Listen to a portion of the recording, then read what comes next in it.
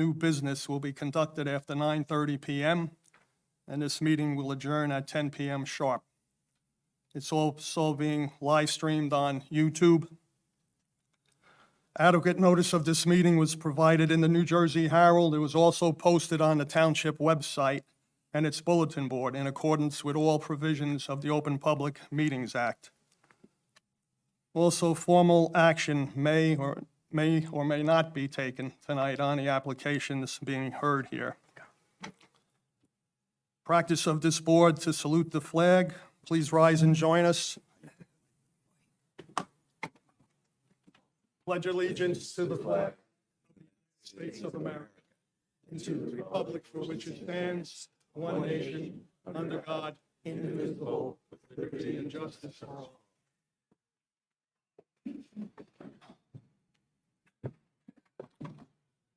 Marissa, please call the roll. Michael Josephic, Here. Richard LaRufa, Here. Michael Leondi, Here. Richard Rohrbacher, Michael Steinberg, Here. Chairman Kenneth Larry, Here.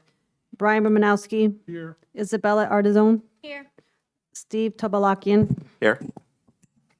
Thank you. We have one resolution to be memorialized. The chair will entertain a motion to memorialize application 7-2566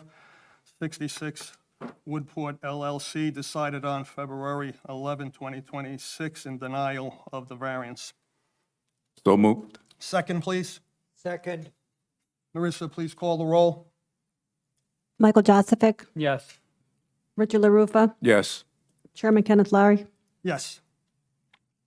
And just for the record, from here on tonight, with this application, 66 Woodport LLC, all D variances that are memorialized here by this board will be forwarded to the mayor, deputy mayor, and the town council in regards to see the reasons why these applications are either denied or approved. And again, it applies only to D variances.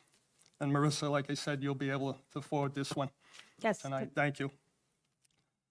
Applications to be heard tonight, 16-25 Sparta Main Street LLC, which was carried with no further notice from the last meeting for D1 variance, since childcare facilities are not permitted in the zone. Also 14-25 Pat McGurran for C variance relief. And the last one, application 126 Brian Padania for C variance relief. After the applications are heard, I'll open this hearing to the public for any comments or questions you may have on items not on this agenda tonight. 1625 Sparta Main Street LLC, please come forward.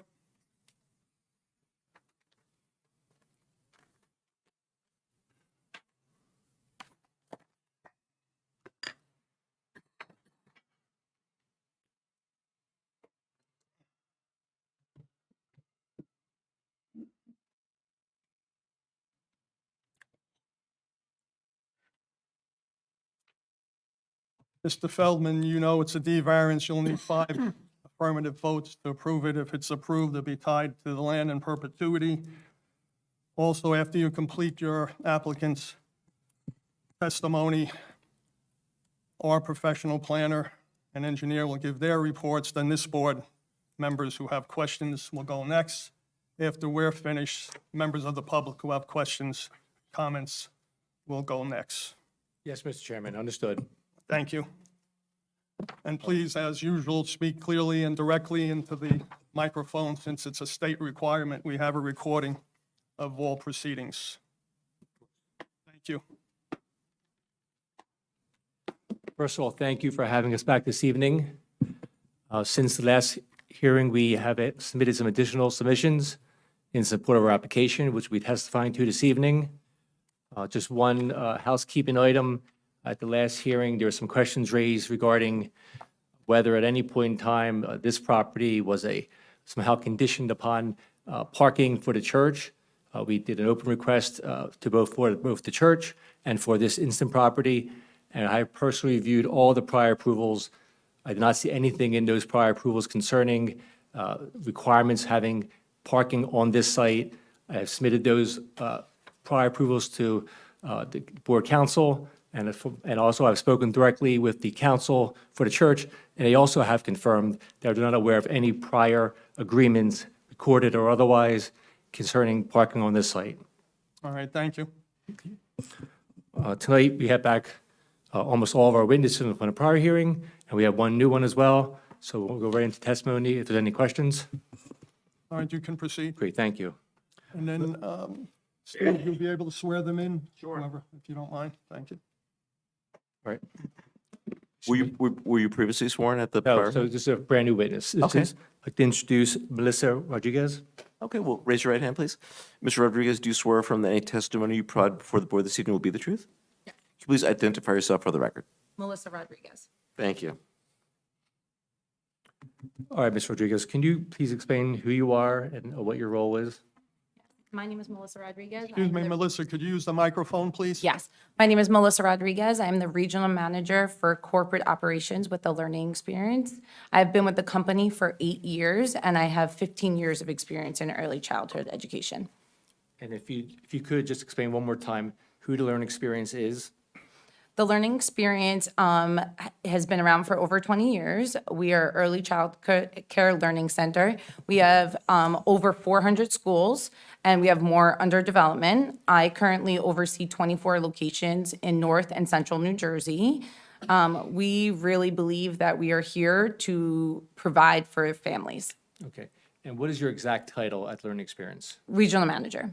And when you say regional manager, are you directly managing all 24 locations? No, I oversee them. Every center has their own franchisee, and then each center has their own leadership team, assistant director and director that oversee and meets New Jersey state qualifications, And these 24 locations, where are they generally located?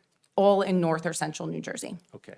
And if this location was ultimately approved and built, would you be overseeing this particular location here in Sparta? Yes, because the franchisee has 7 other locations that I oversee in Northern New Jersey. And when you say franchisee, can you explain what that means in this context? Yeah, so every location has their own franchisees, so they're not ran by corporate. They have the support of corporate. We use corporate's curriculum, but they are the owners of that location. And when you say corporate, do you mean the Learning Experience corporate? Yes, the Learning Experience Okay. corporate. Does the Learning Experience corporate also run some of its own centers directly? Yes, they do have some centers. They have 3 in New Jersey at the time. Okay. Before you started working at Learning Experience, did you have any other background in childcare? No, I've been in childcare since I've been a senior in college. I stepped right into a director role at that time, but when I was early on, I was a teacher, assistant teacher, and worked my way up from there. Okay. And where were those locations where you were a childcare teacher? Saddlebrook, New Jersey. Okay. Are you married? I am married. I have 2 kids that attended the Learning Experience, a 9-year-old and a 6-year-old, and they both are well above their grade level. And I give the credit to the Learning Experience, as 9 out of 10 of our children leave the Learning Experience reading at a kindergarten grade level. All right. How many locations does the Learning Experience have nationally, approximately? Approximately 460, with more in development, and about 70 of them are in New Jersey. All right. Now, is each location licensed in any way or in some way? Yes, they're all licensed by the state of New Jersey. And specifically, which department in the state of New Jersey? Child Family Services. Okay. Is it also known as Department of Children and Families? Yes, Department of Children and Families, and everybody is background checked and fingerprinted as well. Okay. Is each location licensed? Yes. Okay. Can a center open before it's licensed? No, we do not open any centers without having a full license. Okay. And what are the age of the students? And if you don't mind, when I ask that question, could you walk us through the different classrooms and what the ages are for those classrooms? Yeah, so we have infants, which is 6 weeks. We take 6 weeks on because most parents do have to go back at 6 weeks old. 6 weeks to 18 months is our infant age group. 18 to 24 months is our toddler age group. And then we have our toddler age group, which is 2 to 2.5. And then at 2.5, we have our preppers, which goes till 3 years old, and we really focus on potty training in there. And then 3 to 5, we have preschoolers. Most of our buildings are licensed to 13, so we can have summer camp and help families in need for the months where there are no school. Okay. And what are the hours of operation for the center typically? 6:30, 6:30, Monday through Friday. All right. Are you generally open on weekends? No, we are not generally open on the weekends. And If you don't mind, just walk us through the morning drop-off. That is, from the point upon which a parent enters the driveway to the center, what happens? So the parents will arrive in the parking lot. They will put their car in park. They will turn off their cars. We have a strict policy on that. They will walk their child into the building. We have a key fob, core access, which allows them to enter the building from their phone. And then they will clock their child in on our paper and computer logs. And then from there, they will drop them off in the classrooms. When they're dropping them off in the classrooms, they're there for maybe 5 to 8 minutes max, and then they'll leave. And the children will stay with us for until 3 or 6 p.m., somewhere in that range. So to be clear, the only way you're going to enter the premises if you have this fob, this access. Yep, you need full access to enter the facility. And is all that tracked on some sort of database which keeps track of who's coming in and out of the building? Yes. Okay. Can you then sort of do the same exact thing in regard to the evening drop-off, that evening Pickup? pickup, thank you? Is it essentially the same concept? Evening pickup is the same concept, but we do allow our families a little extra time if needed to have conversations with the teachers or the admin. So pickup procedure is exactly the same way. They'll park, they'll go inside using their key system, they'll clock their child out, they'll get their little learner, and then they'll leave the facility. We do allow them time to speak with admin or teachers, like I said, usually max of 8 minutes, every family's in there. Okay. There's some questions about staff and requirements. Does DCF or require certain staffing inside the center? Yes, so everybody has to be fingerprinted and background checked and cleared by the state of New Jersey before they could be left alone with any children. Right. And is there a certain number of staff assigned to each classroom? Yeah, so we follow all state New Jersey ratios, so 1 to 4 for our infants, 1 to 6 for our toddlers, our toddlers, preppers and preschool is a 1 to 10 or 1 to 12, depending what age bracket they're in. Assuming the school is generally well occupied, what is the approximate number of staff? It really all depends whether they're younger kid heavy or older kid heavy. Generally, we have like 25 to 30 when we're at 80% occupancy or higher. Okay. Is there a playground associated with the center? Yeah, so we do have 2 playgrounds at all of our locations. We have a smaller playground and a larger playground. We make sure that all the equipment is vetted out and is age appropriate for the children to go on. So we have one that goes from 6 weeks to 2.5, and then one that goes from 2.5 to the preschool school age. Are they physically right next to each other? Generally, yes, we put them next to each other, and there's usually a fence in between them. Okay. And can you explain the cadence on how the students go into the playground area? So usually there's a door that leads right into the playground. They will go out twice a day, once in the morning, once in the afternoon, weather permitting. We follow all state guidelines, and we don't mix any classes. So the toddler class will only go out toddler class, preschool class will be on their side, on only the preschool side, So each class goes out one at a time? one at a time. There might be 2 classes out at a time, but they're on separate playgrounds. So within each individual playground, there's just one class? All right. Are the playground supervised? Are they staffed? Yep, we follow the same ratios that we do follow for inside. We make sure the children are constantly supervised. Teachers are trained how to walk around the playground so they can see all children at all times. So if there are 2 teachers assigned to a classroom, they're going to be out with the students in the playground as well? Yes, The same teachers typically? same teachers. Okay. I'm going to ask you some questions about busing. At the last hearing, a question was raised whether there would be a need to have busing from the local school district for afternoon programs. Is that something that is contemplated here? No, these franchisees have no plans to do aftercare. They just have plans for normal care Monday through Friday. Okay.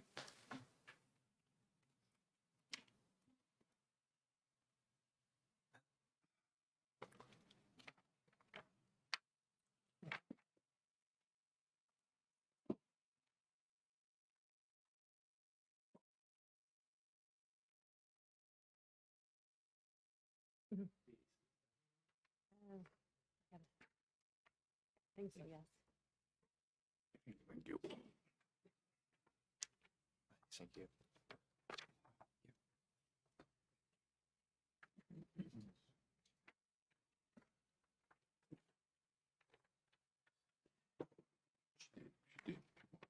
Marissa. I'm sorry, Melissa. At the last hearing, there was some testimony regarding the need of the center to have loading spaces, 2 loading spaces. And the criteria on the ordinance is that whether the center will be in a routine manner receiving supplies or materials. So I guess the big question is, generally, does the center receive supplies and materials in an ordinary course of business? They get daily lunch served Monday through Thursday, and it's just the van that you see in picture 1. This franchisee did take this picture from one of their other centers. They'll be using the same vendor. All right, so And- let me first mark, if you don't mind. So I believe, and I apologize, this may be A6. I'll mark this as A6.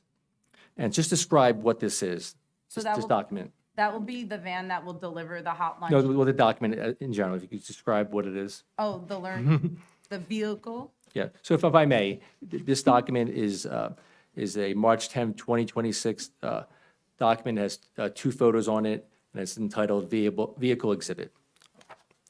So looking at the top photograph, can you describe what the top photograph is? That would be just for a lunch delivery. It'll arrive between 10:30 and 10:45, Monday through Thursday. They'll be in the center for less than 5 minutes. They drop it off into the pantry, and they're on their way. Jenny, what time does this van come to the property? Between 10:30 and 10:45. All right, is that typically a busy time in the parking area? No. Okay. Can you describe what is the bottom photograph? The bottom photograph is usually delivered on a monthly, and it's just toiletries. So paper towels, toilet paper, maybe some snacks here and there, and they keep it to a monthly order. All right, so just in summation, you have a top photograph which represents a daily delivery of food service to the property at approximately 10:30 in the morning. Correct. And the bottom photograph represents a one-time monthly delivery of other items associated with the pantry. Correct. All right, Mr. Feldman, could you just hold that up for the Of public course. back there so they could just take a quick look if you don't mind?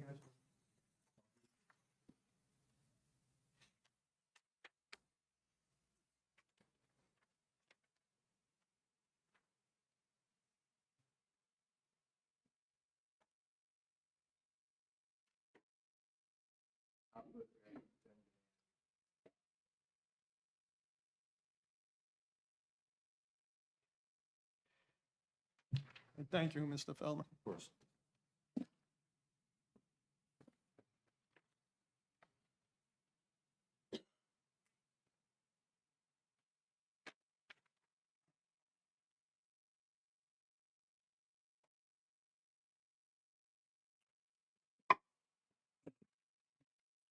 All right, Melissa, can you speak to the concept of license capacity and what that means?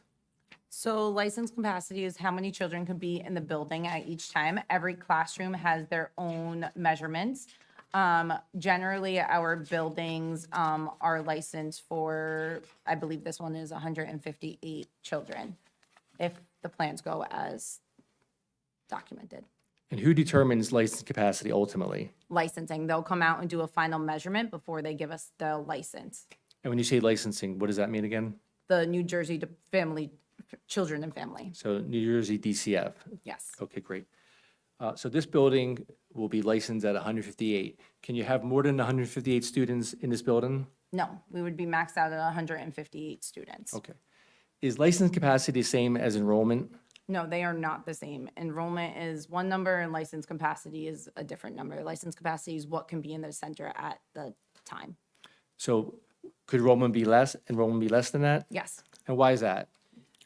Because it's very hard to get all of your classrooms to 100% occupancy at all times. We have part-time options, 3 days and half-day options. All right. So you've established that enrollment could potentially be less than license capacity. Is actual occupancy on any given day potentially less than enrollment? Yes. Okay, and why is that? Just based on generally 10% of children don't attend due to vacation, summer, or scheduling. Okay. So on any given day, you're enrolled at some number, but only certain numbers show up. Is that correct? Correct. All right. Of the number that show up, the actual occupancy, does each student represent a car trip? No, because you have siblings, you have some families that have nannies that bring multiple different families, so it's not per car trip. Okay, great. I was going to ask you a couple of questions regarding how TOE chose this location. Does the TOE go through a process in determining which location to open up a new center? Yes, All right. And does the TOE, sorry, the Learning Experience, look at market conditions? yes, they absolutely do. All right. Do they look into whether there's other providers in the area, the competition, so to speak? They do, All right. Do they look at the demographics of the community? yes. All right. As part of the demographics, do they look at, let's say hypothetically, income ratio, household income? Yes, we do take that into consideration because we want to make sure the families that we are going to be serving can afford our care. All right. And based upon this, I'm sorry, was this analysis done for this particular location? Yes, it was completed. And based upon this, does TOE expect to have successful operation at this location? We do. I have no further questions. All right, thank you, Melissa. Thank you, Mr. Feldman. You could call your next professional. Okay, Cheryl?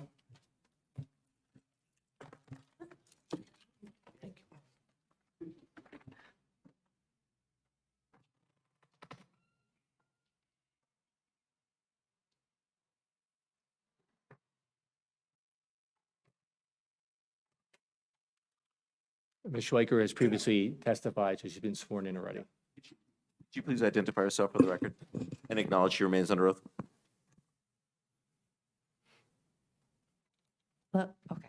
Cheryl Schweiker? And you acknowledge you remain under oath, Ms. Schweiker? Yes. Thank you.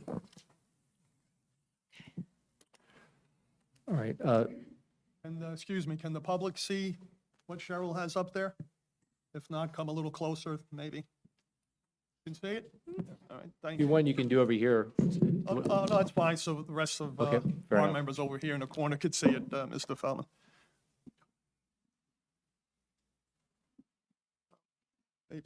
Maybe a little bit more to Brian and Isabella there, Cheryl, at the same time, keeping it in perspective with the public. Maybe back like that. Brian, Isabella, Rich, you can see it? All right, thank you.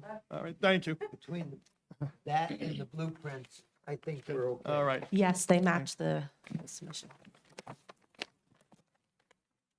Cheryl, this evening, will you be using any new exhibits in support of your application?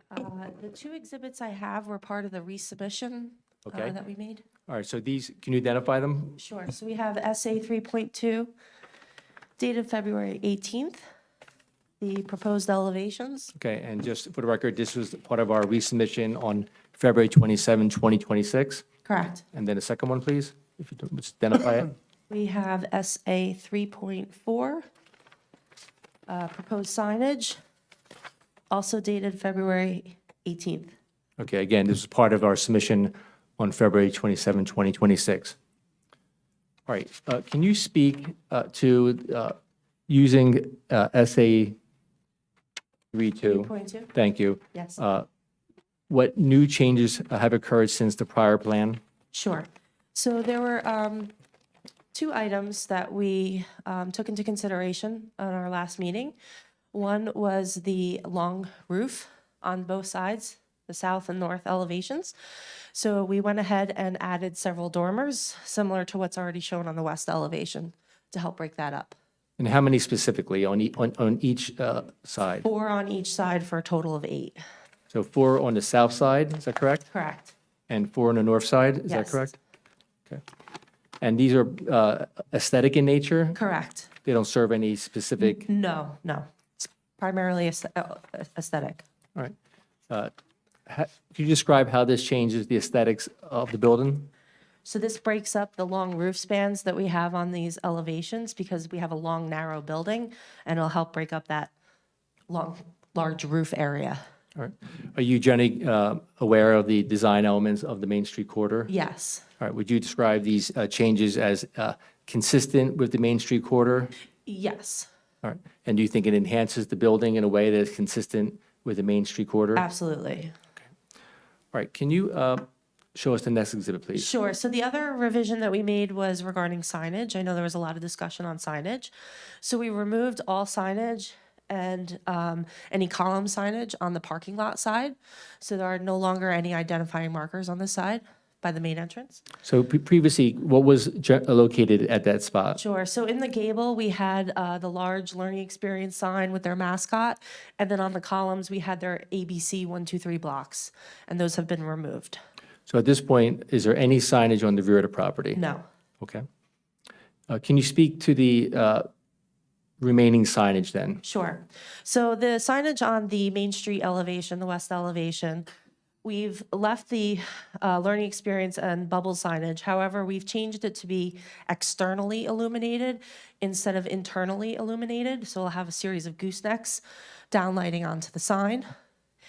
And we just clarified some of the square footages as it relates to the ABC 1, 2, 3 blocks. Okay. Is there any other signage on the property? There is a monument sign, but there has been no changes to that from the Okay. previous submission. I know you're not the site engineer, Yeah. but do you have a copy of the site plan here? Site plan? Yes. Is it right here?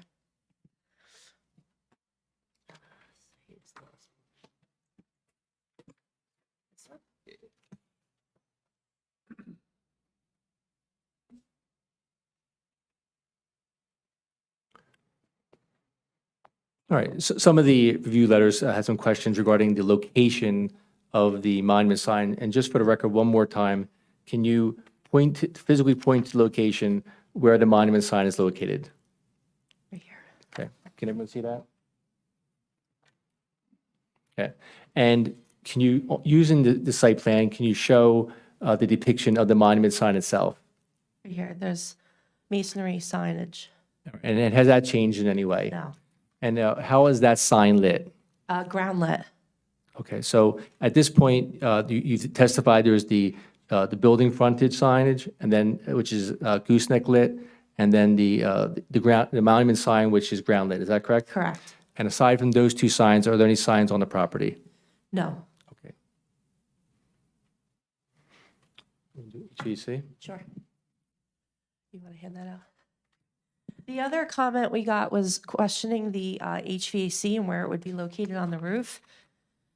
And I know it's difficult to tell from the elevations we have prepared. And as I described in the previous hearing, we're creating a well for the equipment to sit in behind this mansard roof. So I prepared an exhibit that's being passed around of some other locations that we've done with the learning experience, of some aerial photographs of completed centers where you can see the roof construction and how that HVAC equipment will be hidden from view.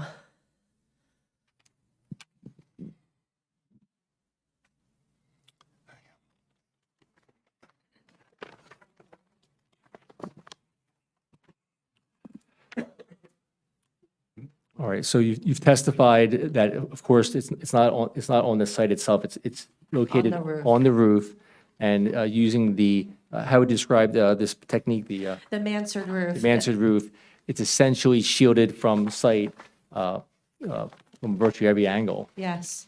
Okay. What's the approximate height of the top of the mansard? So the building height is 23 feet, and the mansard generally varies between 6 and 7 feet. So it'd be very difficult to see the HVAC unit from any angle. Correct. Okay. All right, going back to the site plan one more time, if you don't mind. Again, can you identify is this the site plan? Okay, thank you. Can you just point out where the playground is located? In the rear. Okay. And already there's been some testimony regarding, let's call it the playground operations, how the students move to the playground, how they're staffed. But if you could provide some detail as to the way it's physically designed, the equipment on site, any special safety aspects of the equipment. Sure. So the equipment will have fall zones around it. So there will be soft surfacing underneath the artificial turf in a 6-foot perimeter around the equipment that's over a certain height, which is required by licensing. And they'll inspect the equipment, and they actually physically put stickers on the equipment saying that it's safe for children. All right, are there any things to protect the students from, let's say, the sun? So there are 2 awnings with picnic pads on the rear of the facility that will provide shade areas. All right. Are there any water outlets for the students? We have some drinking fountains and some hose bibs. And is the playground secured? Yes, there's a 6-foot solid fence that surrounds the playground. All right. And one more time, if you can just point to, using the site plan, where the students will be coming out of to enter the playground. Sure, so there's an internal corridor in this area where the children will walk out, exit into the playground, and they'll use the appropriate playground equipment based on their age. Okay. All right, thank you. No further questions. All right, thank you, Cheryl. Thank you.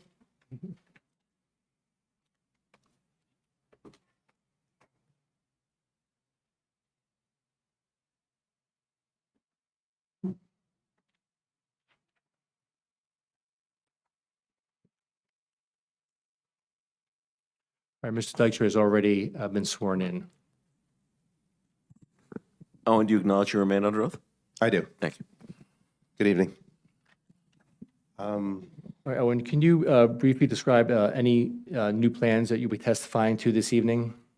Sure, I'll put up, this exhibit was submitted as part of the application. It's called, what did I call it? Proposed Parking and Landscape Modification Exhibit. All right, and just for the record, was submitted as part of our resubmittal on February 27th, 2026. Yeah, the only difference is this one's twice the size, so you can see it. Thank you. All right, so for the record, Mr. Chairman, this represents a part of the exhibit will show a new parking plan that we're proposing. We wanted to give the board the flexibility of this plan. We think it's potentially a better plan, but we're sort of trying to get some feedback from the board as well, how they view the amount of parking that would be necessary. The plan does create a parking variance when we do this, but so I want to just point that out. But nonetheless, we overall do support this concept. Yeah, so the change to the parking is primarily the 7 spaces located at the rear of the parking lot have been removed. If you'll recall, the last time we were here, the traffic consultant mentioned that based on their studies of TLE, the maximum number of spaces they required physically, like at any point in time, was 26 spaces. This would bring this down to 42 spaces, so it's significantly more than that. The TLE corporate requires a minimum of 40 spaces, so it still meets that requirement. So we felt this was appropriate. It would be a variance, though, to remove the 7 spaces, to go from 49 required to 42 required. So if the variance was an issue with the board, we'd leave them, because we don't want to create a situation where we have a variance that the board doesn't support. But if the Excuse me, board- this plan is different than the one we saw at the last meeting? It's exactly the same. The only difference is the 7 spaces here. Okay, I'm just wondering, and that's been submitted? Submitted through, yeah, it was Yeah, we didn't get to see that It was submitted as the part of our package. this recent one? Yes. Huh? It wasn't together with the plan? I saw the architectural plans. I don't recall seeing this, but it's okay, go ahead. I understand what you're saying. That's fine. As long as it's been submitted, that's fine. Yeah, the only other difference is we added some additional landscaping. We added a landscape buffer along the southerly side, a 5-foot wide evergreen buffer there, and also a landscape buffer along the westerly property line adjacent to the neighboring garage. In addition, Can you tell us how wide that buffer is along the property lines? there's 8 feet between the property line and the parking area. The buffer will be 5 feet, the actual shrubbery in both locations. In addition, we added some additional, we relocated we had cleared more trees here to make room for that 7 spaces. We moved those trees that were in that location forward, the proposed ones. So it created a bigger buffer between the rear property and this. And then also, we added one more row of evergreen trees here in order to create a better buffer there. Currently, there's a parking lot and a paved area 21 feet off this property line. This will bring the nearest part of the parking lot to 60 feet. So it'll add an additional buffer of approximately 38 feet from where it is currently. So at the moment, current condition has the existing parking lot at 21 feet off the line, 22, yes. 22 feet? And what will be the parking lot now 60 feet at this corner. at that corner? And if you don't mind, just can you point out to the board, just where the existing, let's call that the southeast corner of the property, okay? Where, area? right? And then just south of the new plantings, can you point out what that is? That looks, that a racetrack looking, This is Yeah. a stormwater water basin, just an infiltration basin. okay, so no improvements in that area, just. Yeah, it's basically, we'll have these trees, we'll have a lawn, we'll have this, it's basically a rain garden, so it's a landscaped area, and then the fence. So we have a significant buffer between the existing townhouses, significantly more than the 21 feet that is there now. And what is distance approximately from the rear property line to the fence of the playground?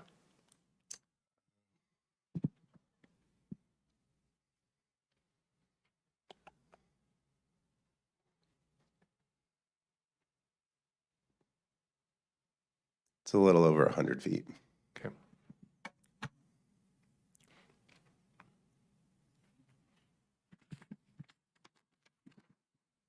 Can you point out, using that plan, where the refuse area is? Sure, the refuse area is at the end of the main access aisle. Okay. And do you recall whether their experience uses a public hauler or private hauler? They use a private hauler Okay. to pick up the refuse here. All right. And will a private hauler be able to safely navigate this parking lot and access that refuse? Yeah, it's an ideal situation for refuse pickup. A front-loading garbage truck can pull straight in, back up, and then loop around the parking lot and out. When it's doing so, will it in a material way block any parking spaces? For the 2 minutes, it's actually unloading the trash cans, yes. But, It's a very short period of time. okay. All right, can you speak to the environmental impact statement that was initially submitted in conjunction with the application in December? Sure. The original environmental impact statement had an operations statement in it that was kind of a boilerplate TLE. And then, as was requested by the board, we had that updated to include it to be specific to this site. So when you, so as part of our resubmittal on February 27, 2026, what changed in the environmental impact statement? It just was very specific to the number of students because they were approximate in the original one. And this was I think it was 158 students, and all of the timing and things were a function of that. Okay, so there was some updates in a couple pages. And just for the record, Mr. Chairman, those pages were 11 through 15 of the environmental impact statement. So the rest of the document stayed exactly the same. All right, have you reviewed the newest review letters from the township planner and township engineer? I have. All right, is there anything in there that it would be a problem for us to comply with? There's nothing that we haven't responded to already. And you generally agree with the recommendations therein? Yeah, we had provided a response letter, and that still maintains all our responses. Okay. All right, no further questions, All Mr. right, Chairman. thank you, Owen. And anyone else? Mr. Feldman, I think you have the updated traffic report too, right? Is that Yes, engineer here? yes. Okay, good. So for the record, at the previous hearing, Matt Seckler from his firm, Stonefoot Engineering, testified. This is John Korak, who's also from Stonefoot Engineering, who will be a colleague of Mr. Seckler, who will be providing testimony in furtherance of the previous testimony. So, John, you have to be sworn in? Correct. this evening. Mr. Craig, do you swear from any testimony you provide before the board this evening will be the truth? I do. Could you please state and spell your name for the record? It's John Korak, last name spelled C-O-R-A-K. Thank you. All right, Mr. Korak, can you give us your background, your education, your experience? Of course, I'm a licensed professional engineer in the state of New Jersey. I have a Bachelor of Science in Civil Engineering from the College of New Jersey. I'm an expert in the field of traffic and transportation engineering. I've prepared over 250 traffic studies for land development applications. I've testified before over 100 boards throughout the state. I also serve as board expert for a handful of municipalities, and my license is current and in good standing. Mr. Chairman, I move that he be admitted as an expert in traffic. Sure. Thank Any you. questions from the board on that professional? No? All right. Proceed. Thank you. All right, John, have you reviewed the previous reports submitted by Stonefield Engineering in support of this application? Reviewed and prepared, yes. You prepared them as well? Yes. Okay. I'm the other signature on the cover. Oh, that makes it even easier. Okay, so you incorporate those reports as your own? Yes. All right. And at the previous hearing, Matt Steckler from your firm testified, is that correct? Correct. All right, are you generally aware of his testimony? Yes. And you're generally aware of his findings and conclusions? Yes. All right, do you incorporate his findings and conclusions as those of your own? I do. Okay. Can you walk us through carefully the various reports that have been submitted in connection with this application? And we're going to do them one at a time, if that's okay. Okay. Okay. So I believe there was a report September 12th, 2026, dated September 12, 2025? 2025, apologies. Correct. All right, and we're going to call that report number 1, okay? And what did that report cover? So that report covered an analysis of the learning experience. It covered traffic counts and analysis that incorporated counts from July of 2025, as well as full level of service analysis, evaluation of the site, and, All right, was school in session at that time? of course, no. Okay, and how was the weather, was it on that particular day? Weather was nice. Okay, good. Was an additional report submitted? Yes. All right, and do you recall what that is? That was the January 30th traffic volume comparison memorandum. Okay. And for the record, it's called the technical memorandum, and it was actually dated January 29th. That's Okay. okay. 2026. We're going to call that report number 2. And do you recall what that report covered? Right, so that report provided a count comparison to traffic volumes when school in session versus the July counts when school is not in session. And do you recall specifically what day that count occurred? Yeah, so that day was on Wednesday, January 28th, so it was a very tight turnaround from our January 29th report in order to make that upcoming hearing date. Coincidentally, as the board noted, that day was the first day back from school following one of our large snow events this past winter. So, while school was in session, I think from what I've heard from the testimony and the hearing notes, that there was some concern about the validity of really a full traffic impact on that date. Okay. Was there a third report submitted? There was. Okay. And can you give us the date of that report? Yeah, that's the February 25th, 2026 traffic impact study. We're going to call that report number 3. And for the record, that report was submitted in connection with our resubmittal that occurred on February 27th, 2026. So report number 3, what count or counts were involved in that report? Yeah, so within that report, we performed another set of traffic counts. These were on Thursday, February 19th, 2026. Weather conditions much more favorable. Snow has been cleared. Didn't have those same types of impacts, whether it's from the big snow event or school not being in session. We conducted those counts at the existing site driveways in Main Street, and then also from the board request, we did a traffic count a little bit further north, about 750 feet north at the intersection of Town Center Drive and Main Street. Okay.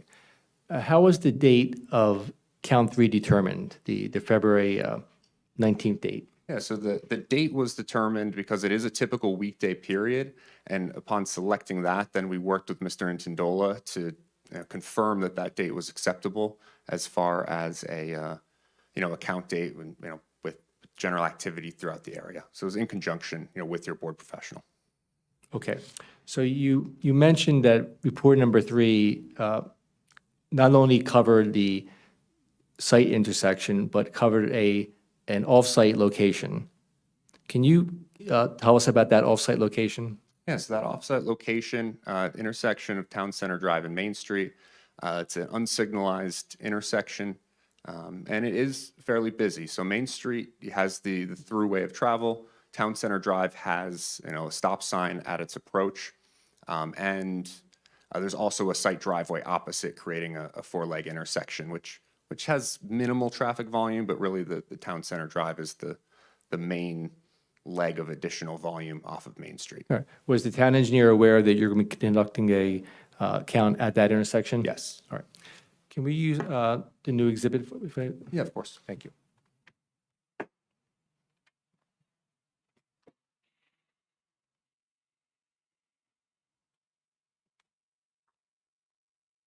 Keep one. Thank you.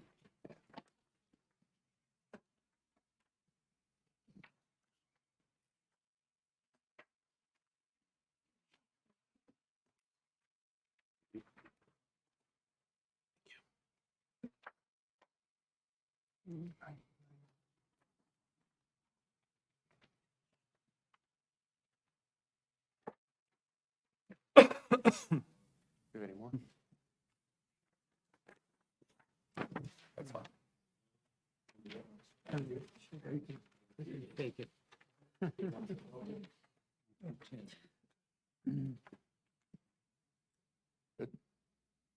Brown?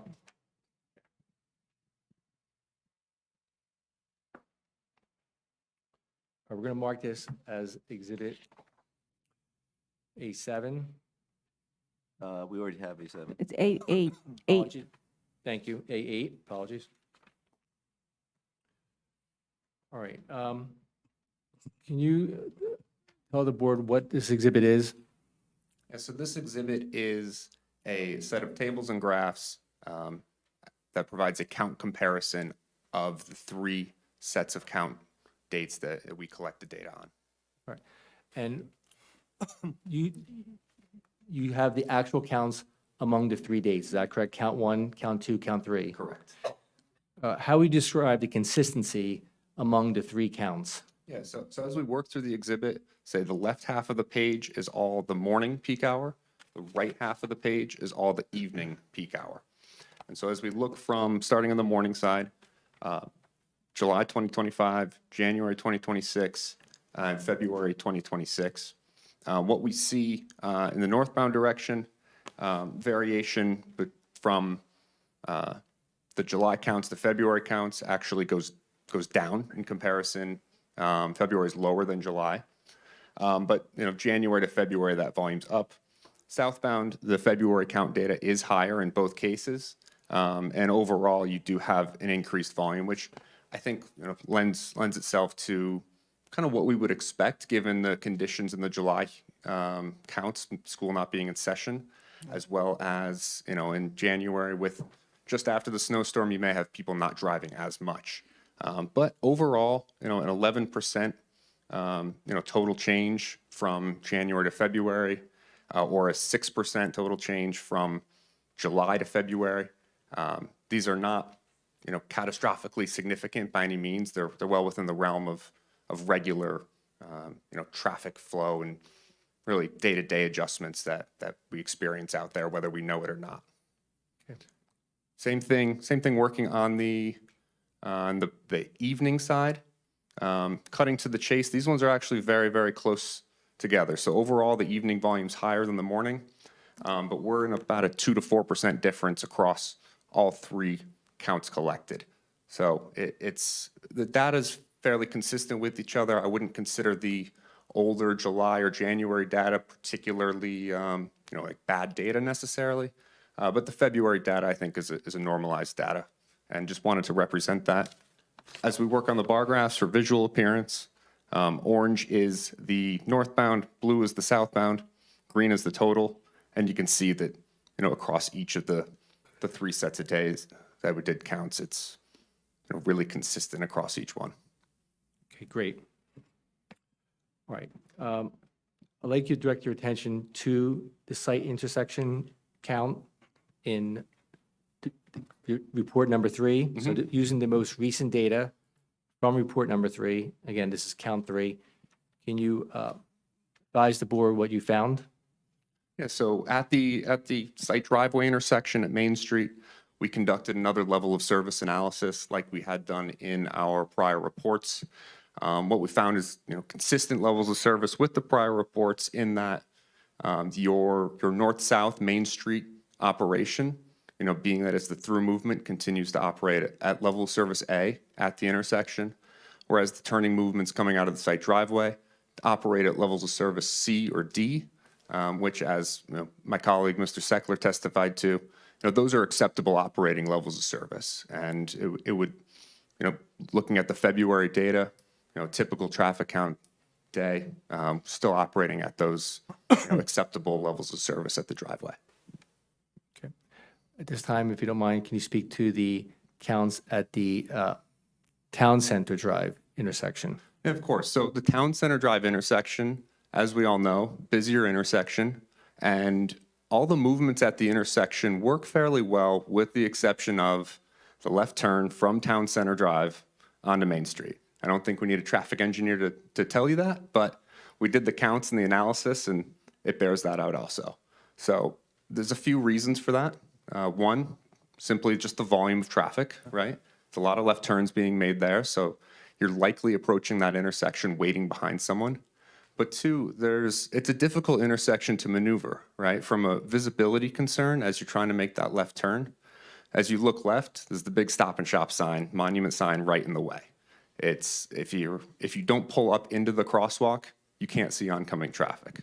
As you look right, you do have a vertical crest, a hill, that while you do have what is measurably an appropriate sight distance, you don't have much more beyond that. So you can't, once you're making the left turn, you can't look right, confirm there's no one there for a good chunk of time, and then look left.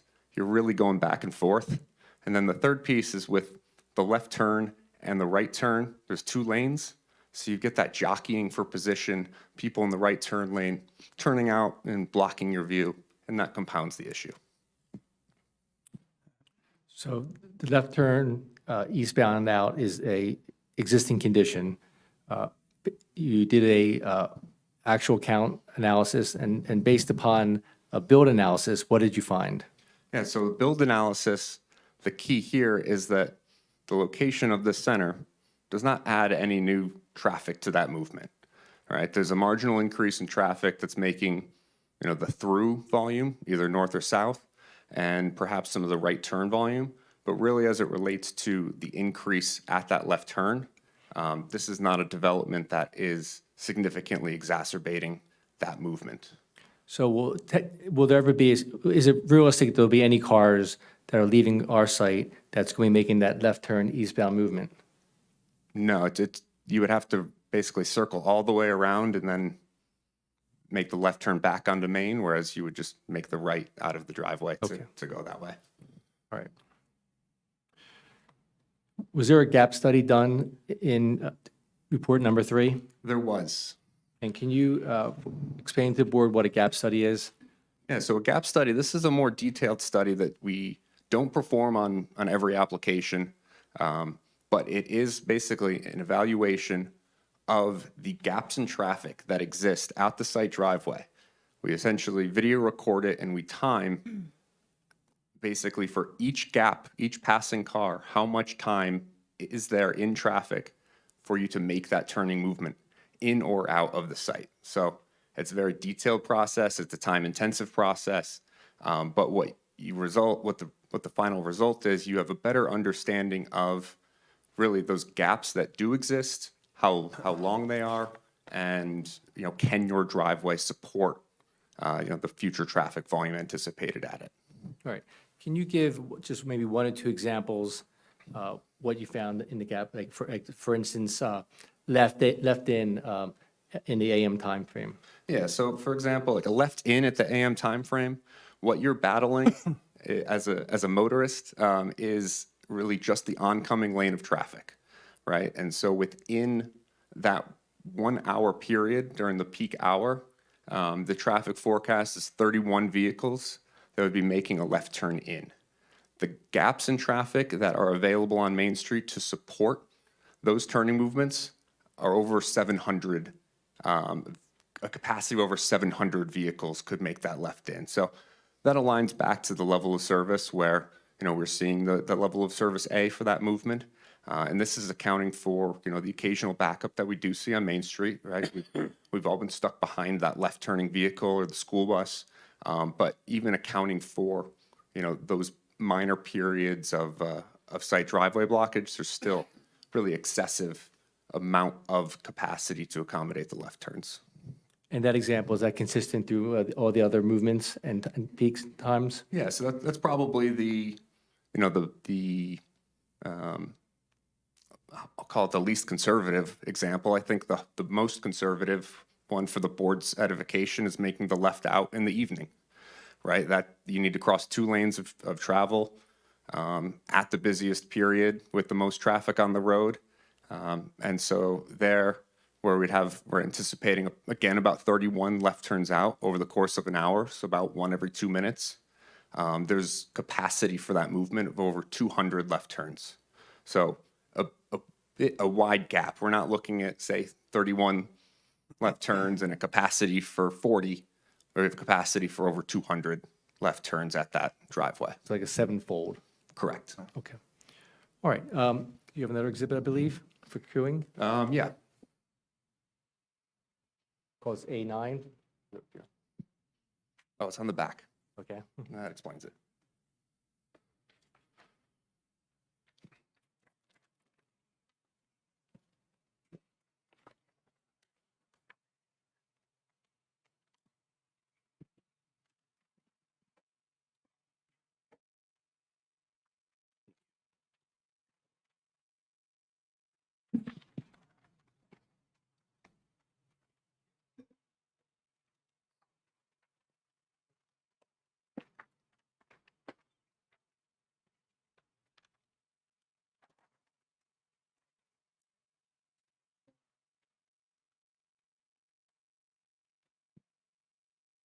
All right, John, can you identify what this A9 is?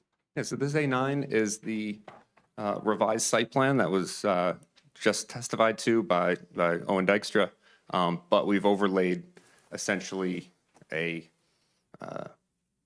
queue of cars at the driveway. All right, and can you, I know it's a little hard maybe to see because of the, but can you point out where the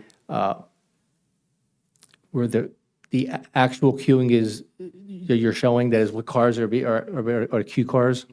Yeah, so to cut to the chase, right? Thank you. In conjunction with the gap analysis conducted, right, as part of our level of service analysis, we also calculate what we call the 95th percentile queue. And this is what traffic engineers use really to evaluate your peak queuing conditions. So that 95th percentile queue in the morning is 0.8 of a vehicle, which we, generally speaking, round up to 1. In the evening, it's 1.2 vehicles, which also, again, rounds to 1, or you could say that the 95th percentile is 1 vehicle 4 days of the week and 2 vehicles on the 5th day. What we have at this location, what is shown faintly on the map, so we have the 1 vehicle in red, right? That's represented at the 95th percentile. And then theoretically, a capacity to stack an additional 7 vehicles on the site before interacting with any parking areas, any pedestrians through the parking lot, really any conflict points that could be perceived. So the point of this exhibit, it's almost comically over, the length is almost comically oversized, but that's just the nature of the site and the building. But there's certainly adequate queuing capacity throat length here to support the operation. All right, so just to sum this up, you have queuing capacity for 8 cars before there's a conflict with the parking lot, and you expect that at the 95th percentile to have 1.2 cars. Correct. All right, thank you. All right, using this plan, this also represents what we're calling the alternate parking plan. Correct. And I think you're aware, I know you're aware of the prior plan that showed 49 parking spaces, whereas this alternate plan shows 42 spaces. Can you speak to whether this alternate plan would satisfy the parking requirements of the learning experience? Yeah, so I think Mr. Dykstra testified to it well, but I'll reiterate the testimony. Right, so we're down to 42 spaces on the site. The learning experience, the TLE standard that they look for on their sites is 40 spaces. And this is really to provide an abundance of parking, so you're not hunting for the last space.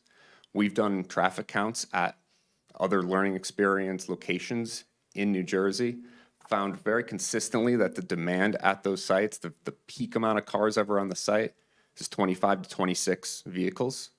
And to clarify, you're talking about open and operating locations, is that right? Open, operating, full capacity, studied the entire drop-off period, studied the entire pickup period, both of which are higher demand parking-wise than the middle of the day.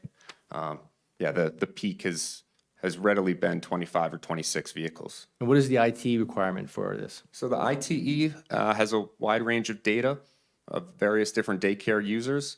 Their 85th percentile, which is another benchmark that traffic engineers use, would call for 37 spaces for a site like this. So it would satisfy ITE, it would satisfy TLE's estimated requirements, and it would satisfy actual operating locations in the learning experience portfolio. Yeah, absolutely. It meets really all the check marks that as a traffic engineer we look for, in terms of parking demand. It just doesn't meet the ordinance requirement. And, quite frankly, that happens sometimes where the ordinance requirement doesn't always match perfectly with our real world experience. Would you describe 49 spaces being a bit overparked? I would describe it as overparked, yes. Okay. And would you describe the 42 spaces as being a bit more appropriate? I think that the trade-off between providing additional buffer versus those 7 spaces is a definite benefit. Despite being a traffic engineer, you think we love cars, but I much prefer green space to parking space. Right. And previously, your firm has testified that the circulation on site is safe, ingress and egress to site is safe. Does the change in parking count change that analysis at all? In no way. Okay.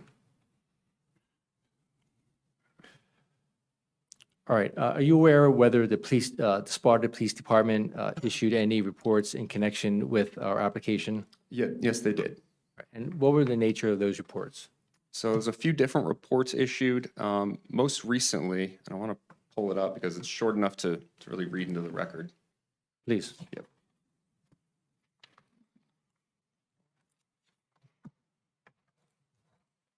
I have copies if you need it. No, I just need to remember where I put it. Okay, so this is the memo from the Sparta Township Police Department dated March 9th, 2026 from Sergeant Richard Smith, the Traffic Bureau. Board has a copy, Yeah. I presume? Yes. But maybe mostly for the public's edification, the memo reads, I've reviewed the updated traffic information submitted in connection with application ZBA number 16-25 for proposed use by the Learning Experience at 29 Main Street. After reviewing the additional information provided and considering the existing roadway conditions, the Sparta Police Department has no objections to the proposed application from a traffic safety or circulation standpoint. Should the board require any additional information or clarification, please feel free to contact me. All right, thank you. No further questions. All right, thank you, John. Thank you. Anyone else, Mr. Feldman, from the professionals? Yes, one more. We'll bring back the planner for a few minutes. Oh, okay.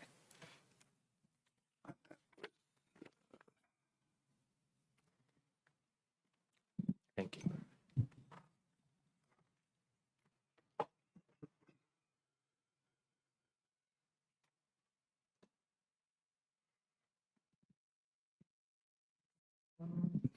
Allison, do you acknowledge you remain under oath? Yes. Thank you.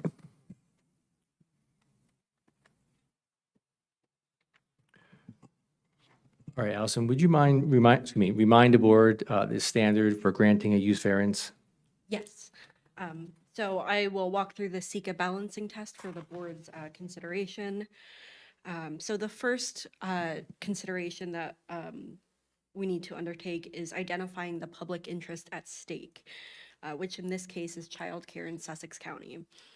The legislature has expressly named childcare as an inherently beneficial use, which is universally considered of value to the community because it fundamentally services the public good and it promotes the general welfare.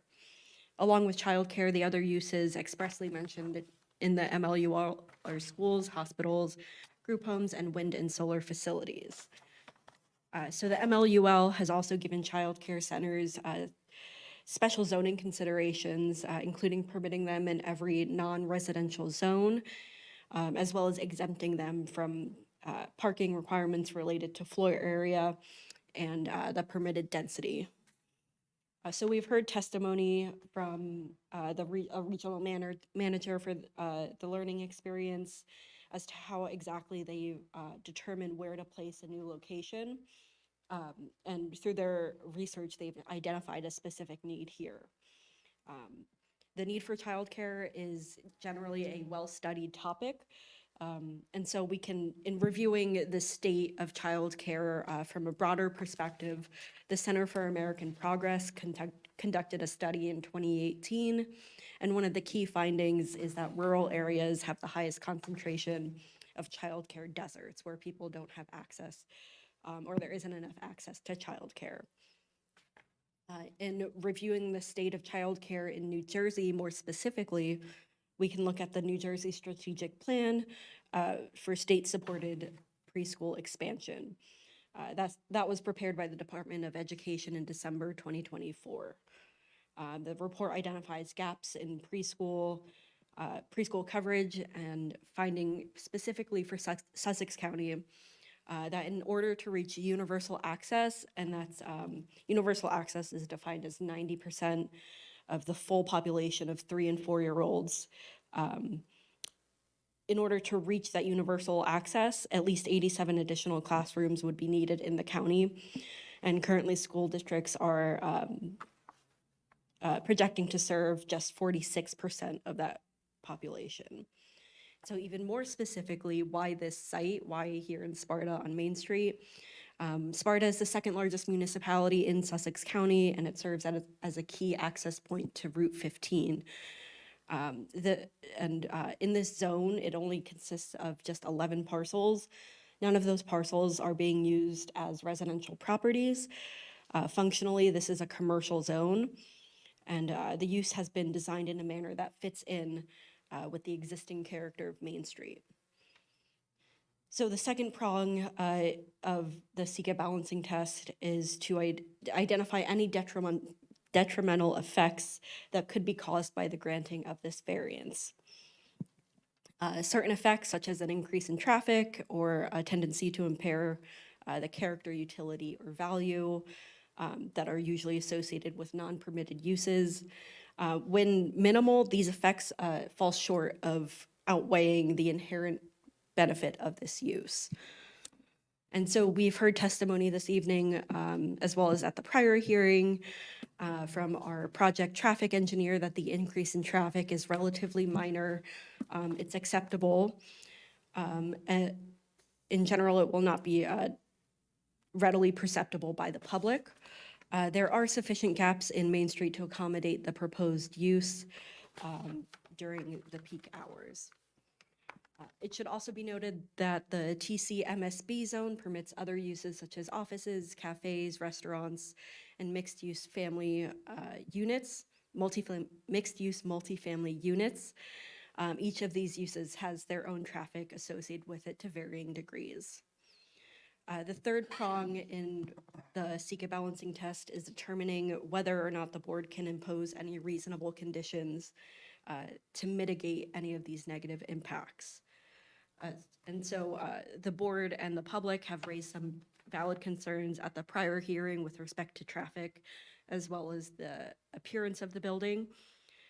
And in response, the applicant has provided new plans through this alternative parking layout and these architectural changes, those dormers on the north and south elevations. Additionally, the applicant also remains open to other reasonable conditions as the board should see fit if they look favorably upon the application. And then finally, the last prong of the SECA balancing test is for the board to balance the positive and negative criteria. and determine whether on balance the D variance can be granted without substantial detriment to the public good or substantial impairment to the intent and purpose of the zone plan and zoning ordinance. So again, the general welfare purpose of zoning is sufficiently advanced by providing for increased childcare services for the residents of Sparta and Sussex County. And this results in minor deviations from the zoning ordinance. The site is able to accommodate the use and impacts associated with the use.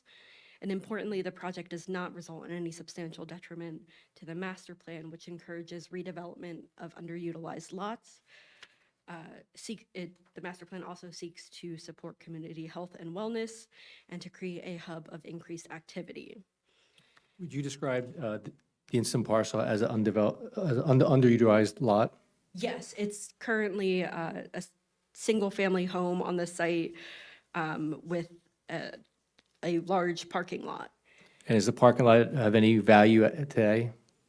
No, it's my understanding the church no longer requires that excess parking area, and otherwise, there's no other use that requires that space. So today you have a single-family use, and is that a conforming use?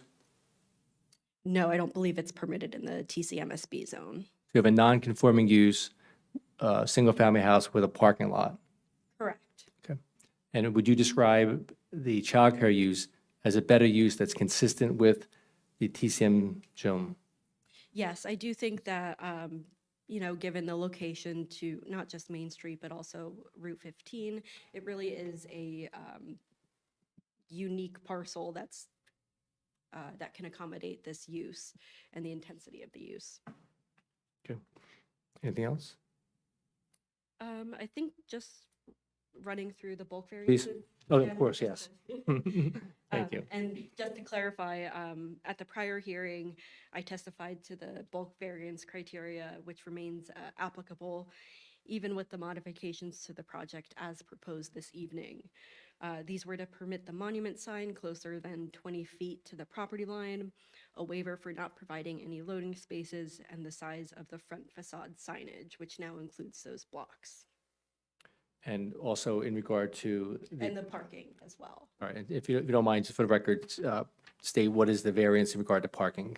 I believe, I don't remember what's required, but 42 spaces are proposed. And for the record, I believe 49 spaces Yes. are required when you factor in the EV credits. So it would be not 49, it would be 42.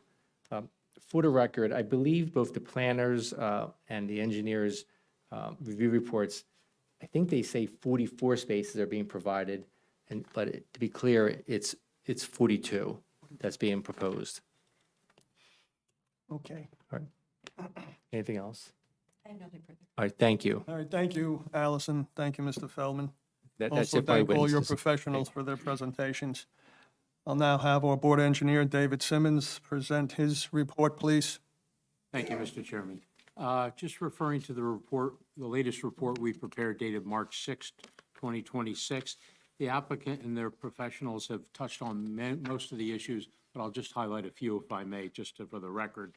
Again, going through, they did provide their updated hours, just so everyone is on the same page, as I understand it. Monday through Friday, 6:30 a.m. to 6:30 p.m., no weekends. With regards to the site plan, we touched on it the last time, I believe. There was the question brought up if there was going to be any emergency generator, and the answer at that time, and I assume still, that there will not. Correct. So that addressed that as far as being shown on the site plan. We discussed the parking lot tonight as far as the reduced number of parking spaces that they're proposing, and the applicant's attorney confirmed that they researched the records on the parking lot on the existing subject property with regards to any requirements for the church to maintain those parking spaces, and he found none. So that was confirmed as something that we requested be done. With regards to the 7 parking spaces that are suggested to the board be removed, the one question I just want to clarify so it's correct on the record, my understanding is that those 7 spaces would be removed permanently and not banked for future use. That is correct. Okay, so I wanted the board to know that and everyone else to know that if the parking wasn't adequate, they're not going to go in there and take away that additional buffering and add those additional 7 parking spaces. That option would be foreclosed. With regards to the storm drainage, the applicant has basically met the requirements. They do have a stormwater maintenance manual that ultimately will have to be filed in the county clerk's office. So future owners of the property are aware of that deed restriction. With regards to lighting, again, they've got the gooseneck fixtures on the building, and those fixtures, I believe, are supposed to be operated within the same operating hours as necessary. That is correct. With regards to the architectural plans, again, they provided the exhibit that showed how the mansard-type roof is going to screen the HVAC equipment that'll be roof-mounted. They added additional dormers to enhance the look of the building. With regards to the elevation views, I just point out that Mr. LaRuffa pointed out in the last hearing that those elevation views do not reflect the fencing around the perimeter of the building, just so everyone's clear what's shown and what's not shown on there. And my understanding is the fencing is, God forbid, in the event of an emergency, the children have to be evacuated. It keeps them within the confines of that fenced area to get to safety. They did provide additional landscaped buffering, which was a good thing. The only thing I would point out about that is the exhibit that they pointed out basically shows evergreen trees and additional plantings. But if the board approves, the detailed landscaping plan will have to be revised to update the quantity and size of the various trees and what have you that will be provided. So there's a record of that. Of course. With regards to utilities, they basically, subject to meeting the requirements of the sewer and water department in town and what have you, they can meet those requirements. One thing I just thought about while we were sitting here listening to the testimony, if the board approves the application, one thing they should realize, and the applicant should realize, there were some improvements made on Main Street this past year. And one of the last things to do is any kind of remaining milling and resurfacing of Main Street.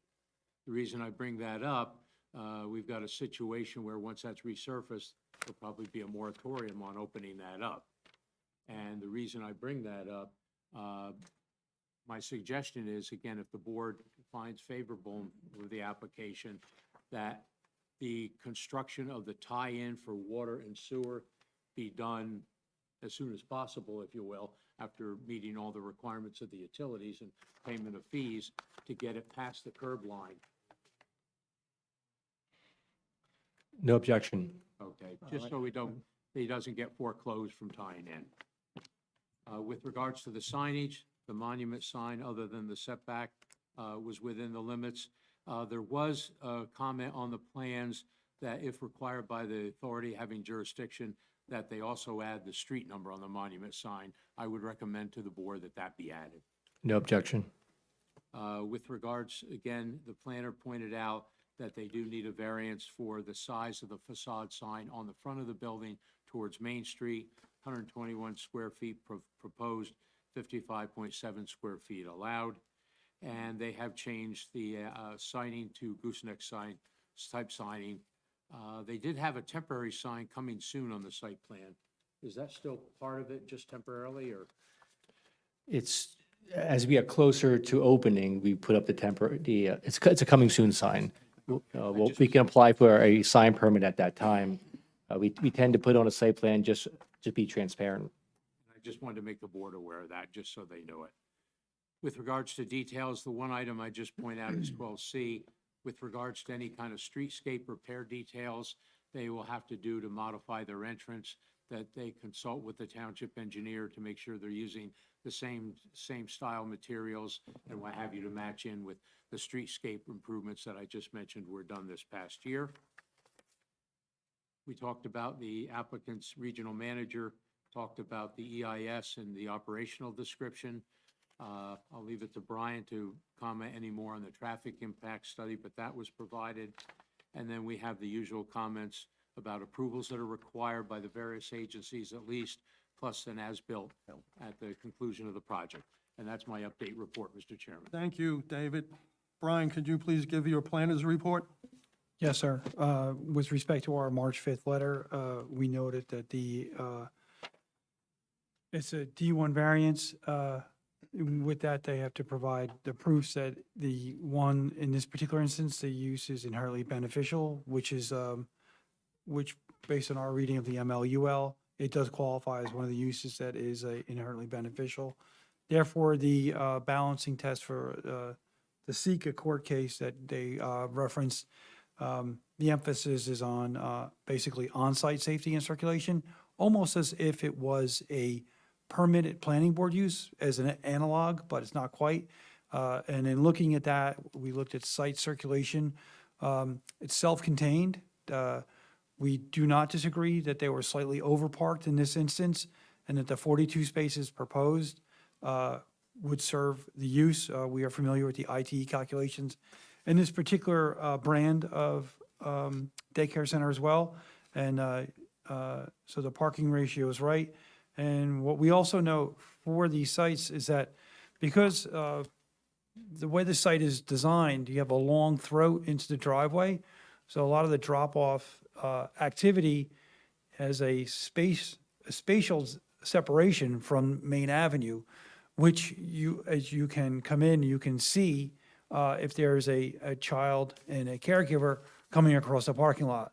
So that is one of the features of the site that is unique to it. So on the queue out, it's satisfactory. It's more than the 95th percentile, meaning that it will never happen more than, there's a 5% chance it's ever going beyond what they testified to, and it's not more than 2 vehicles. When you round it, they had a throat, I believe, of 6+ is what we look for, and they're a little bit over that before they start to impede into general circulation. So with respect to the traffic aspects in the balancing test, we are satisfied with the traffic report and the gap study. Although it's not perceived that it's easy to make a left turn into the site from Main Avenue or Main Street, there are gaps provided by the different traffic signals that are next down from this. And it also, they're pretty forthright in reporting that Town Center Drive, right out here, is getting to the point where at some point a traffic signal should be looked at, but the onus is not on the applicant for that, but it's something to be mindful of, because that left turn is difficult under any situation. It's because they testified to, the line of sight is just there when you look to your right, because of there's basically a grade, it's humped over, and then a platoon is sent of traffic, and they're all in a row. So other than that, we're satisfied with the traffic operation. We believe that the need for the ordinance required loading zone, given the intermittent nature of the paper and dry goods delivery in it looked to be like an SU-40 vehicle, is readily offloaded in non-peak hours. We do not believe that will cause any detriment to site circulation. And with the panel van delivering the food on a daily basis, we don't see the need for a loading zone for this particular use. There's a parking variance requested. We believe that is a common sense variance. The ordinance is little aggressive, and if you were able to give back green space to increase the buffer to the rear residential uses, we believe that is a good thing. And the team that's presenting this, I believe, I don't know, based on my experience, seeing them at different hearings in different towns, I've yet to see one where it didn't work with this particular team. So I'm pretty confident that we have the reporting of this is right. Overall, this would not cause a detriment to the master plan.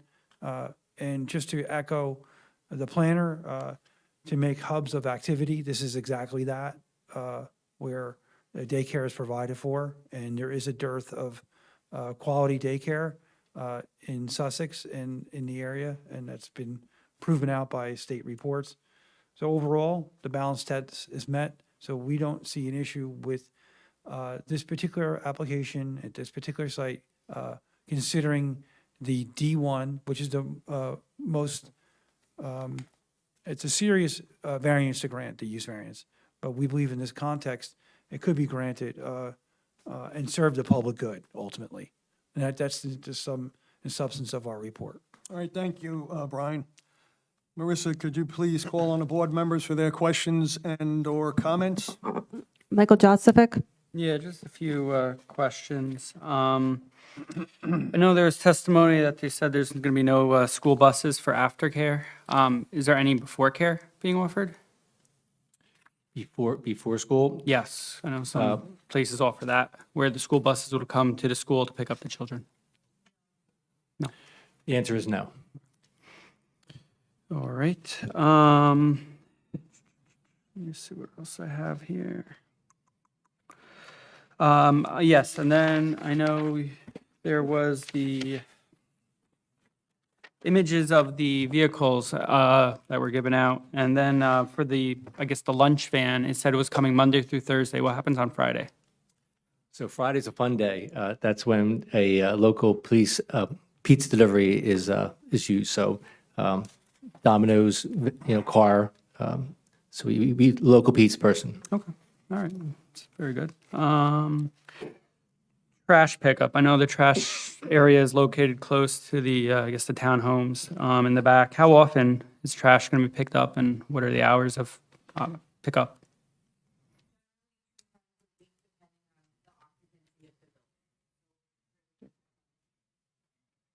And Melissa, would you mind just coming Sure, here? you want to come forward and using speak into the there's a microphone, mic please? over here.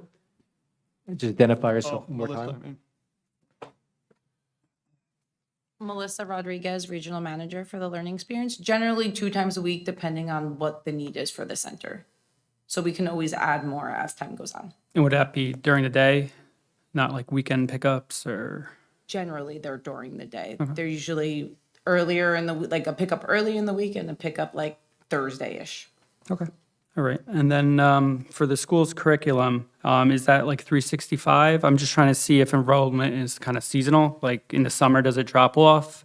We do our curriculum all year round. We also have a summer curriculum that we implement. We also have an enrichment program, Spanish and sign language. Okay, so enrollment's kind of consistent. Consistent. Okay, all right. All right, thank you. And then just one, I guess, question, or maybe clarification for the record. I know on this document here, on the left side, it's supposed to be for the morning hours, but above the bar graph, it says weekly evening peak hours. Is that just a error? I just want the record to reflect correctly. That looks like a typographical error. Okay. Yeah. Okay. Left side should be morning, right side should be evening. Gotcha. Thank you. Thank you. That's all I have. Richard LaRufa? Yeah, thank you. And I appreciate the changes you've made, especially removing the sign from the back and the extra buffer for the condos behind it. That's very good. I still have an uncomfortable feeling with the egress. And I'm not saying it's not the code, but the concern I have, and I'd like a little additional testimony on this. You have the doors out of each classroom going to I'll call it an alleyway. And the reason I call it an alleyway is it's only 6 feet wide. It's right against the building. Last year, the board considered an addition to a school up on White Lake Road, and they set the sidewalk off the building 10, 15 feet so you can get away from the building and then walk away to an area that's safety. Here, it's right against the building, and you have a 4-foot-high fence that's enclosing this, what I call an alleyway. Right. Now, And you're 4-foot-high- speaking about emergency egress. Emergency egress, yes. Okay. Now, a 4-foot-high fence doesn't seem high to us, but you're talking about a population that may be 3 feet high, 3 feet tall. So it is like an alleyway. And you're showing on your drawings that you have lights, gooseneck lights over each door. And part of my concern is that sufficient lighting for a pathway of egress. And on the front of the building, the only gooseneck light is over underneath the door by the sign. There's no other lighting along the street side of the building. What I'd like is if someone could walk us through what happens when an alarm goes off? Because again, this is not school-age kids. Of It's not course. kids that you can have fire drills regularly that they know what the fire drill represents. But when an alarm goes off and you have the egress out these doors, what happens next? We're going to have Cheryl, the architect, Yeah. do one of the designs of virtually all the learning experience centers around the country, as well as, again, ladies from Learning Experience. So we're going to have them both answer this question together. I think it's important because of the age of the kids that we're dealing with here.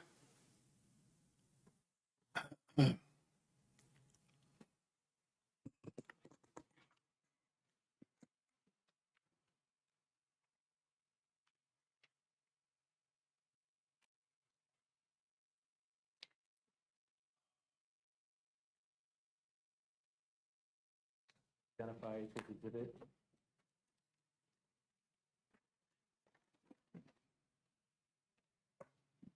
This is the floor plan that was part of the original submission.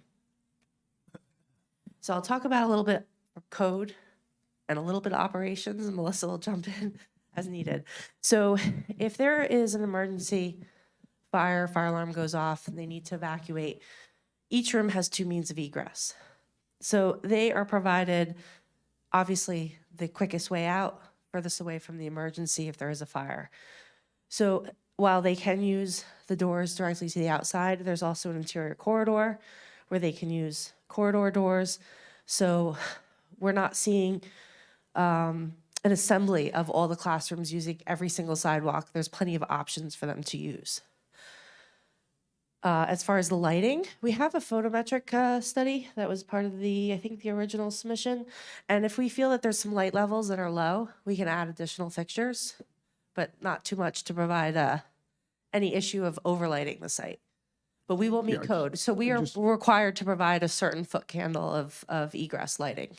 Yeah, my main concern is in these alleyways around the Sure, building. sure. Yes. And as I said, we're required to have, I think, it's a half a foot candle of lighting on the egress paths. So we will make sure that we comply with that as well. Okay. And as far as ops, we require one fire drill on a monthly where we're pulling the alarms, we're notifying the fire department. They'll come out, they'll check annually. Most towns do in October during fire prevention. All our teachers are also trained what we call as name to face. So every time they leave a threshold, they're doing a name to face head count of the children. So they can see all the children at all times.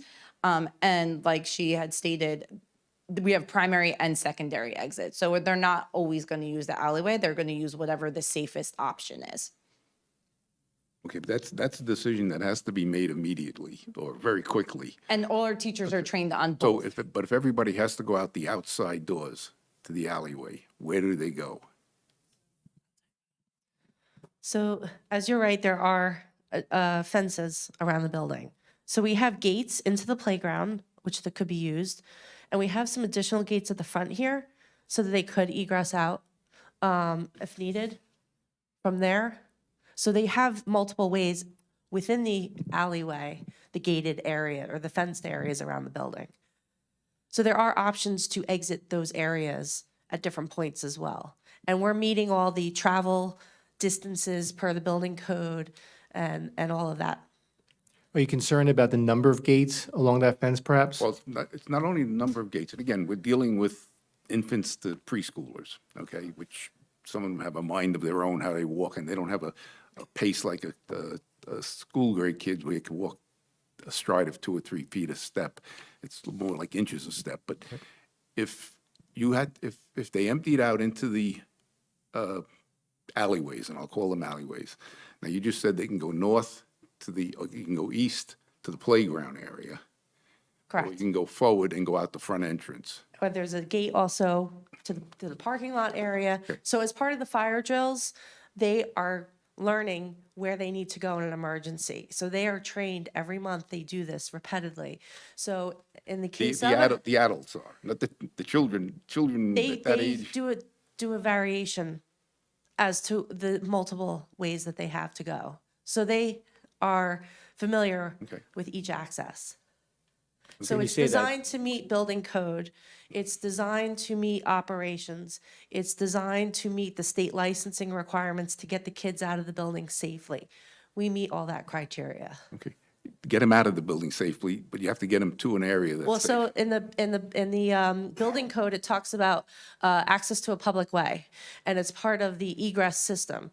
So in the building code, you have 3 points of egress. You have an exit discharge, and you have your access to a public way. We are meeting all of those criteria in the building code as we design it for travel distance, the number of exits, how big the exits are. It's all meeting building code.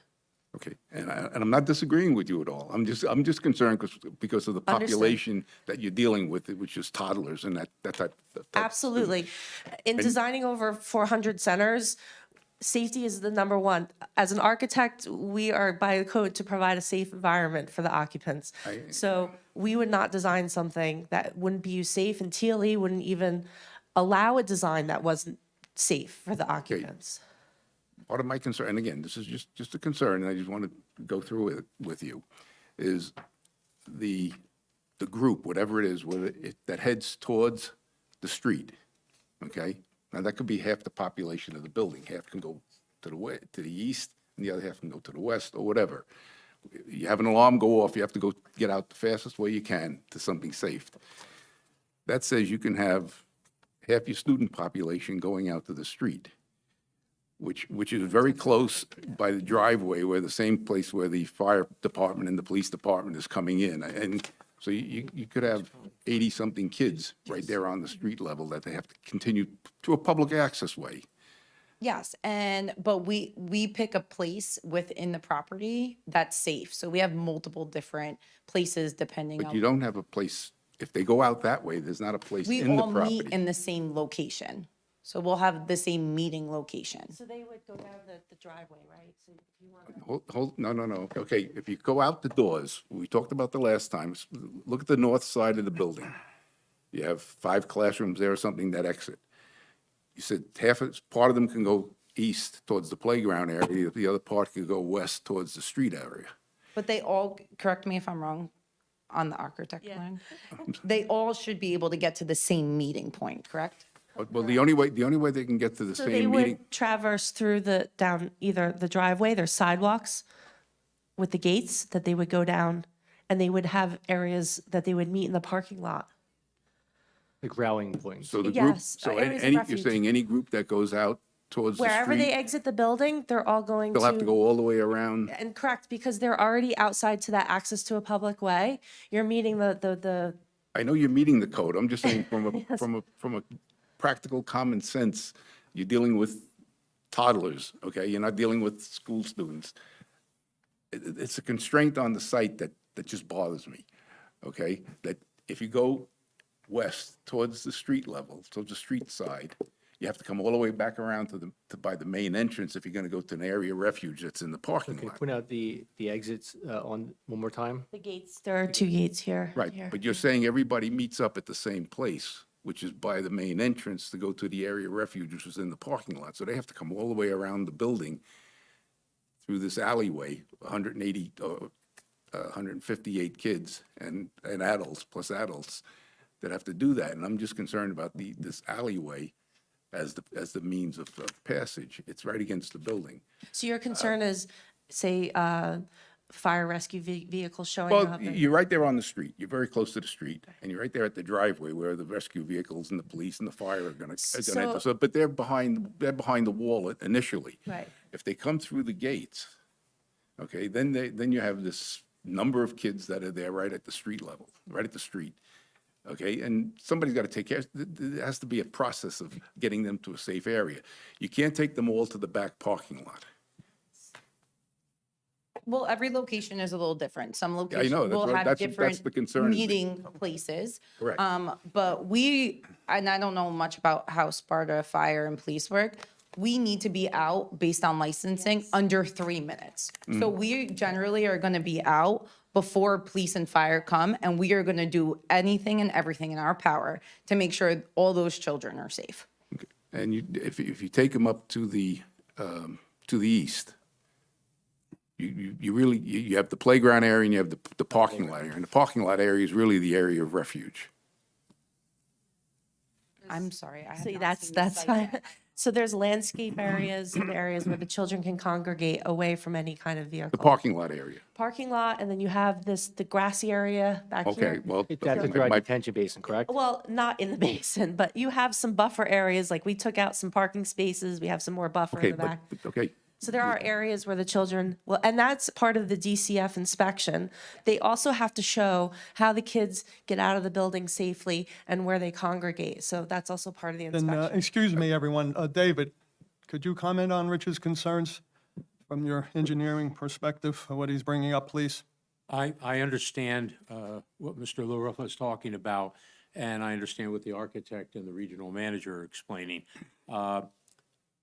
The concern is when they get to the back by the parking lot, I think from a practical standpoint, given the fenced-in recreation area and the infiltration basin in the back, you're basically talking about being in a parking lot, is what I think is going to happen with the kids. God forbid they have to go back there. They might have some in between some of the trees, but 158 people is 158 people. If they come out the front towards Main Street, I'm just looking at the Exhibit A9, and there's an extensive landscaped area up front. I don't believe there's room for 158 people up front. They'd have to go to the back as well. So I agree, everybody's basically got to go to the back. The only additional thing I could suggest is I was looking at the zoning table, and the minimum side yard setback is 15 feet, and they have 19 feet. If they were to slide, I'm just thinking out loud, if they were to slide the proposed building to the north by an additional 4 feet, 4 feet? Yeah, 4 feet. They have an additional 4 feet in that alleyway next to the driveway to help get the kids to the back. Is this area here, Yeah. Yes. the side? So the kids could walk back down this way. Technically, they could walk down this way as well. Okay. Yeah. No, I'm thinking to add the additional four to that Oh, side. in this side? It makes the throat longer. Move, he wants to move the building back this way. You want this line. That's what I'm suggesting. Oh, You here. shift the building to the left, Gotcha. and then this. Okay, yeah. And when we addressed this with the other school a year ago, we helped them come up with a solution that's better. The other concern is the weather we had in February here is typical of Sparta for the winter. Okay, the ice and the snow.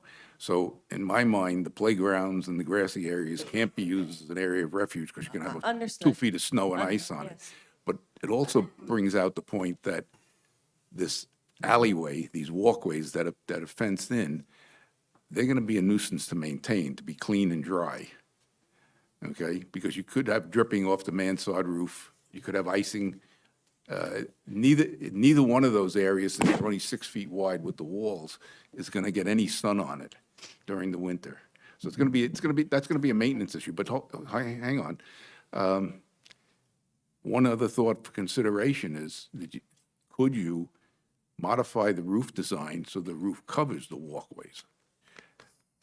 So the roof, the eaves are 2 feet out, so it does partially cover it. But what that if- does is it lets the ice drip onto. So, yeah, and with there's the a ice gutter flows we've there, had, but you'll it's still It's get a some- maintenance issue. Yeah, so, and each facility is required to remove snow immediately, again, because they need to maintain emergency egress and exit access, so they are on top of snow removal around the perimeter of the building. And I don't disagree with you. Yeah. It's very important. And Yes. the weather we had this last month is very typical of the winters we've had in Sparta since I moved up here in 1970.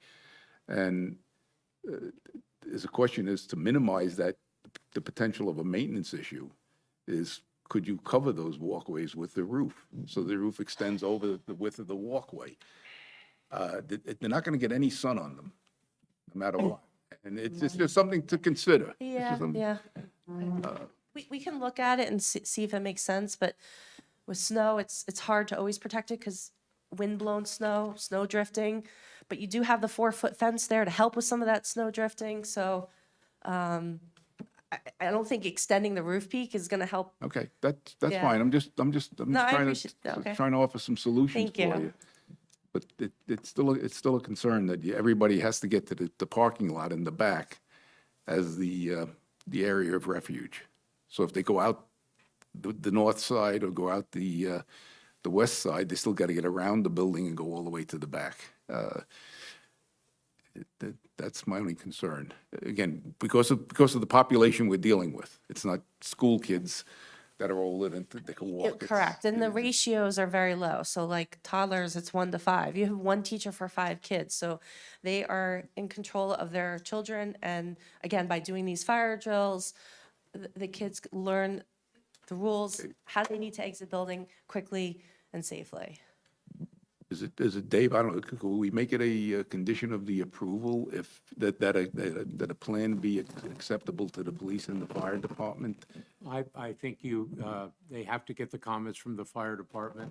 And my question is, would the applicant be willing to slide the building over the 4 feet to make that area wider? Yeah. Okay. We can do it, so if that's, That would go from a 4 foot to 8 foot wide corridor along the Well, driveway. from 6 to 10 foot. Pardon me? It's a 6 foot, 6 For foot six, wide. it'd go from 6 to 10. 10. Yeah, I mean, you have the number of areas to get through there. Correct. I'm just So you're looking for the 10-foot just on this side? No, I'm just looking to work out Okay. all the way around some way. Maybe move the sidewalk on the north side off the building or some way. I don't know the answer. My only concern is because of the population you're dealing with, even with the adult supervision, you got to get these little kids far away and off to the Mr. southwest Feldman corner. and Cheryl, you agree then with our board engineer to slide it over in Yes. terms of what he's suggesting? That's the bottom line as a condition, okay? yes, as a condition. All right, thank you. Thank you. But also, can we make it a condition that they have to have a plan that's been acceptable to the fire To the department fire, and the police department? Mike has that down. course. Fire and police. Absolutely. Yeah, okay? Absolutely. All right, Okay, thank you. all right, thank you. My concern. Thank you. Appreciate it. Michael Leondi, I don't have any further questions. Thanks. Nice presentation. Thank you. Richard Rohrbacher.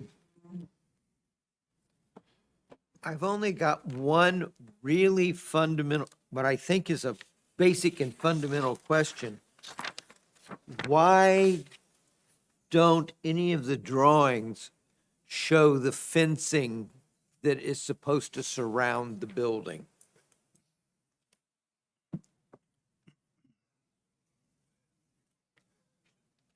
I'm sorry, Mr. Owen, can you Dykstra. please come up to the microphone?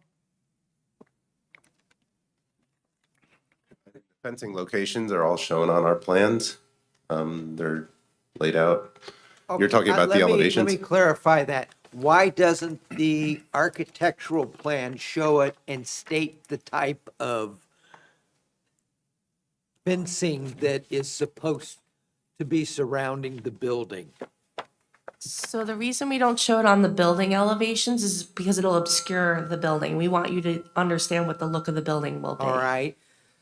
Then the question becomes, what sort of fencing are we describing? Is it chain link? No. Is it, You have the details on your plans, right? some sort of vinyl panel? Yes, so it's solid PVC fence, and there are details of the fence styles on the civil drawings, part of the original submission package. Do we have them here? Do you? Let's bring them up. I need that stuff. Is that the air condition? It's raining. See the fence on the pictures. What's that, sir? You can see the fence on the pictures. Right. It's a solid fence. Well, it's a different style fence though, this location.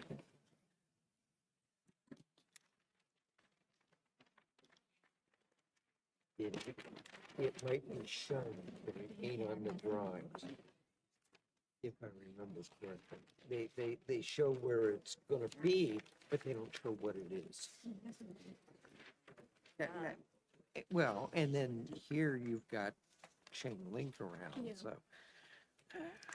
That's why I was asking that stupid question.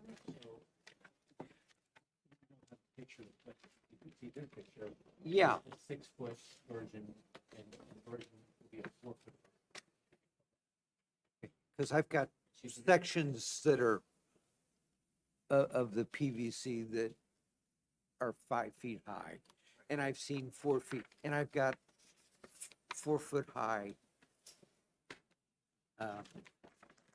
screening the whole house generator. Yeah. This is not an exhibit. This is the site plan that was submitted. This is sheet 8 of 8. It has the fence details on the upper. Part of the original submission in December, is that correct? Yes. So it shows the 4-foot PVC white fence on the left, and then the 6-foot that goes around the playground area to the right. And as I was explaining, if you're using the photographs of the HVAC, the top photograph has the PVC fencing that the learning experience uses. The picture shows a 6-foot version, but it would be a 4-foot version that would be going around Around the building. the building. So just to clarify, the entire building will have a 4-foot PVC fence, and the playground will have a 6-foot PVC fence. Is that correct? That's correct.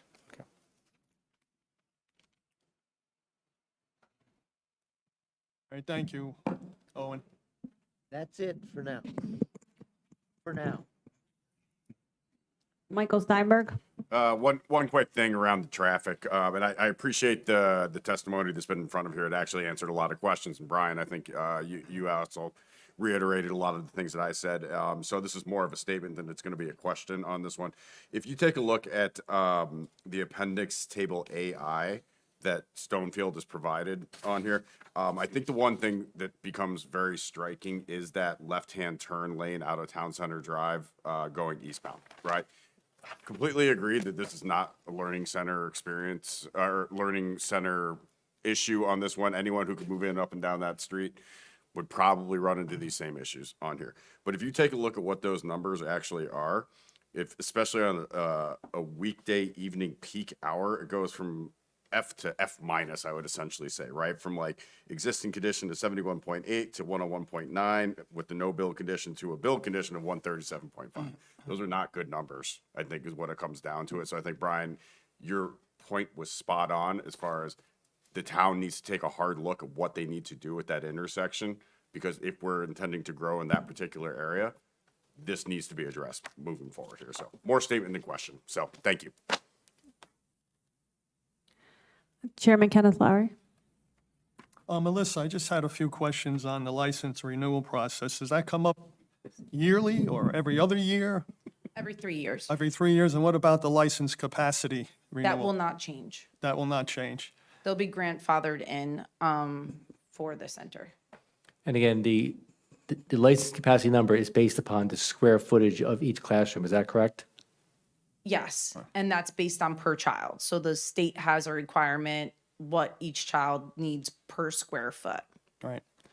And I think you mentioned there won't be any weekend events or maybe There weekend could events? occasionally be some weekends events, but not on a monthly, very sporadically. If we do a summer open house to let the community know that we're here, or if we're doing a fundraiser for Make-A-Wish, but they're far and few between.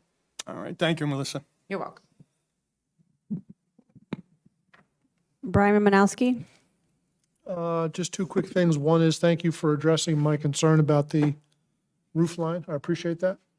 And the other thing is, and to piggyback on Mike's comments, the initial thought I had was a question for Brian, and that is, if we were to require a right turn only out of the premises, that's obviously going to add to the problem that already exists in the more congested spot down there. But is there any value to considering a right only out?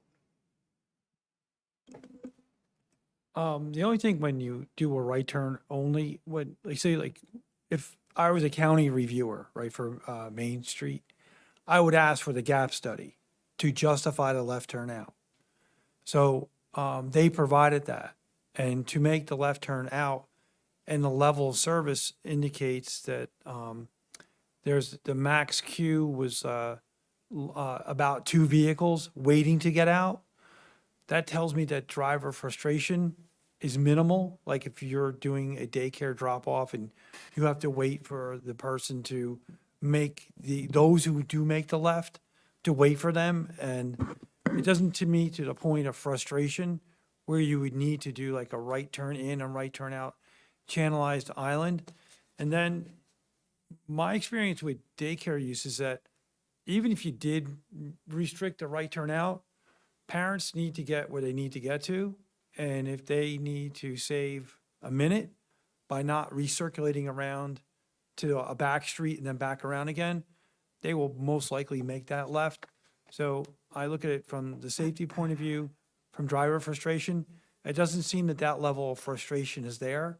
And the applicant provided is that experience there at that driveway. And like we had said before, the left turn to Townside Drive has its challenges, but I don't think you're gonna have the same order of magnitude, nowhere near it, that you would have for the daycare center. And we're finding daycare center traffic is mostly concentrated in the morning now, and then it's more diffuse in the PM in the afternoon. So it's just designed to that, and I think they have. And because you have the throat of that driveway, you're not on top of where the parents are dropping off. So on a balance, it seems that you could live with that left turn. All right, thank you. I have no other questions. Isabella Ordizone? Just one about the drop-off times. I know obviously it's 6:30 to like 8:30-ish, but what was like the heaviest, if you know, if that's something you guys measure, heaviest drop-off time and then heaviest pickup time? So the heaviest drop-off really varies based on the area. Generally, I would say since COVID, we see it more between 8 and 8:45-ish. Before 8 is not as much. Pickup, again, same thing. You'll see a little bit of a rush around 3:30 when the teacher parents get out of work and they're coming, and then they'll pick up, but it's nothing like major. It's like spread out. Okay. And the biggest, what I would say, would be like between 5 and 5:30, 5:45. Okay, thank you. That's all I got. I'll now open the hearing to the public. Just a few ground rules, if you all are so kind, to try to keep your comments and questions to 5 minutes or less so everyone can have the time to speak, since I'm pretty adamant about adjourning at 10 p.m., as you all know. And Bob, please give your name and address to the secretary. Robert, and I believe I just have to say Sparta, Robert Otto. I don't typically go by Bob.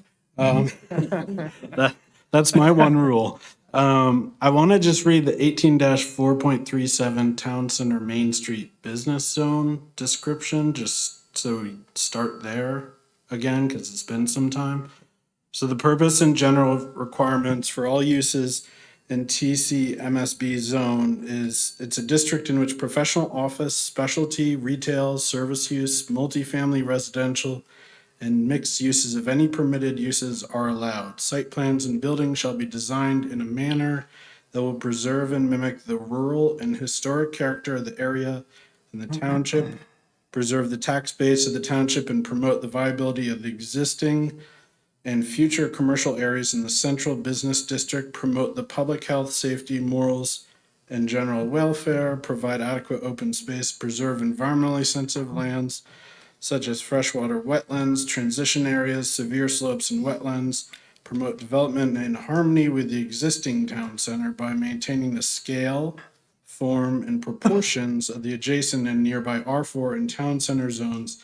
TCMSB, therefore, promotes the establishment of appropriate office, service use, specialty, retail, multifamily, blah, blah, blah, blah, blah. All right. So desirable visual environment through creative development techniques, and then it goes on to say, unified design, conservation of open space, prevention of urban sprawl, demolition of partial demolition of any structures in the TCMSB shall comply with subsection 18-4.2, but don't look there because it's moved, regarding historic preservation. Primary consideration in reviewing the suitability of a proposed use is conservation of the character of the existing buildings within the zone to accomplish the following goals. And obviously, this is going to go on far longer than anyone needs to hear. But the first one is preserving the resources within Main Street corridor, which reflect the elements of the architectural history. and to encourage the continued use of the existing buildings and to encourage appropriate reuse. There's other interesting things in there, but the point is to preserve the streetscape, I think. We heard in the last meeting that the building was not historic. I'm not sure if a historic study was done, but I've seen on the tax maps, it just says 1902. I would just point out that the First Presbyterian Church of Sparta was, I believe, the first church which was incorporated in New Jersey, which is across the street, when New Jersey legislature passed the act which allowed for incorporation of religious societies. And with that, on the 50 acres donated by Lord Rutherford, across the street, there is mentioned the parsonage property, November 23rd, 1786.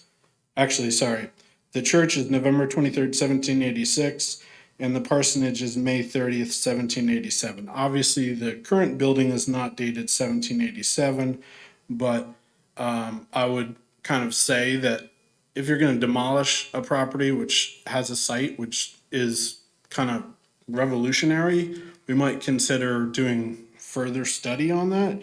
I think there was a mention that that there are no single family homes in this 11 parcel zone. This is a single family home site. We heard the Sika test.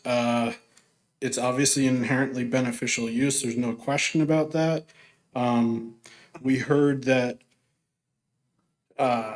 there's these daycare deserts, and obviously the learning experience is going to have done their market research, but I would just point out that Kitty Academy, Little Genius, Oak Tree, Goddard, Garden Grove, Alpine Montessori, Tiny Town, etc. And I believe Alpine Montessori just down the road is a good example of an adaptive reuse. So it just strikes me that this proposed scope and scale, the use is significant. It's a D1 variance just on use. So that's intensity in this zone. But is it even more than that? Because the intensity contemplates that daycare is going to have drop off and pickups. And we're talking about a 10,000 square foot building as I understand it, until you get past the threshold of 80 plus kids, the learning experience is not making money.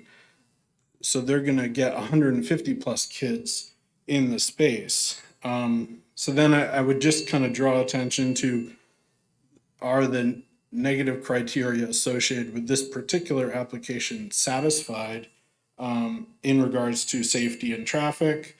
We heard from traffic experts that said, based on the data, I think, we heard some F minuses that I would kind of characterize as layperson observations, are that there's concerning traffic and it might be a misperception, but then we might need a traffic signal. So it kind of seems like with Fs and we might need a traffic signal, there's already a traffic issue there.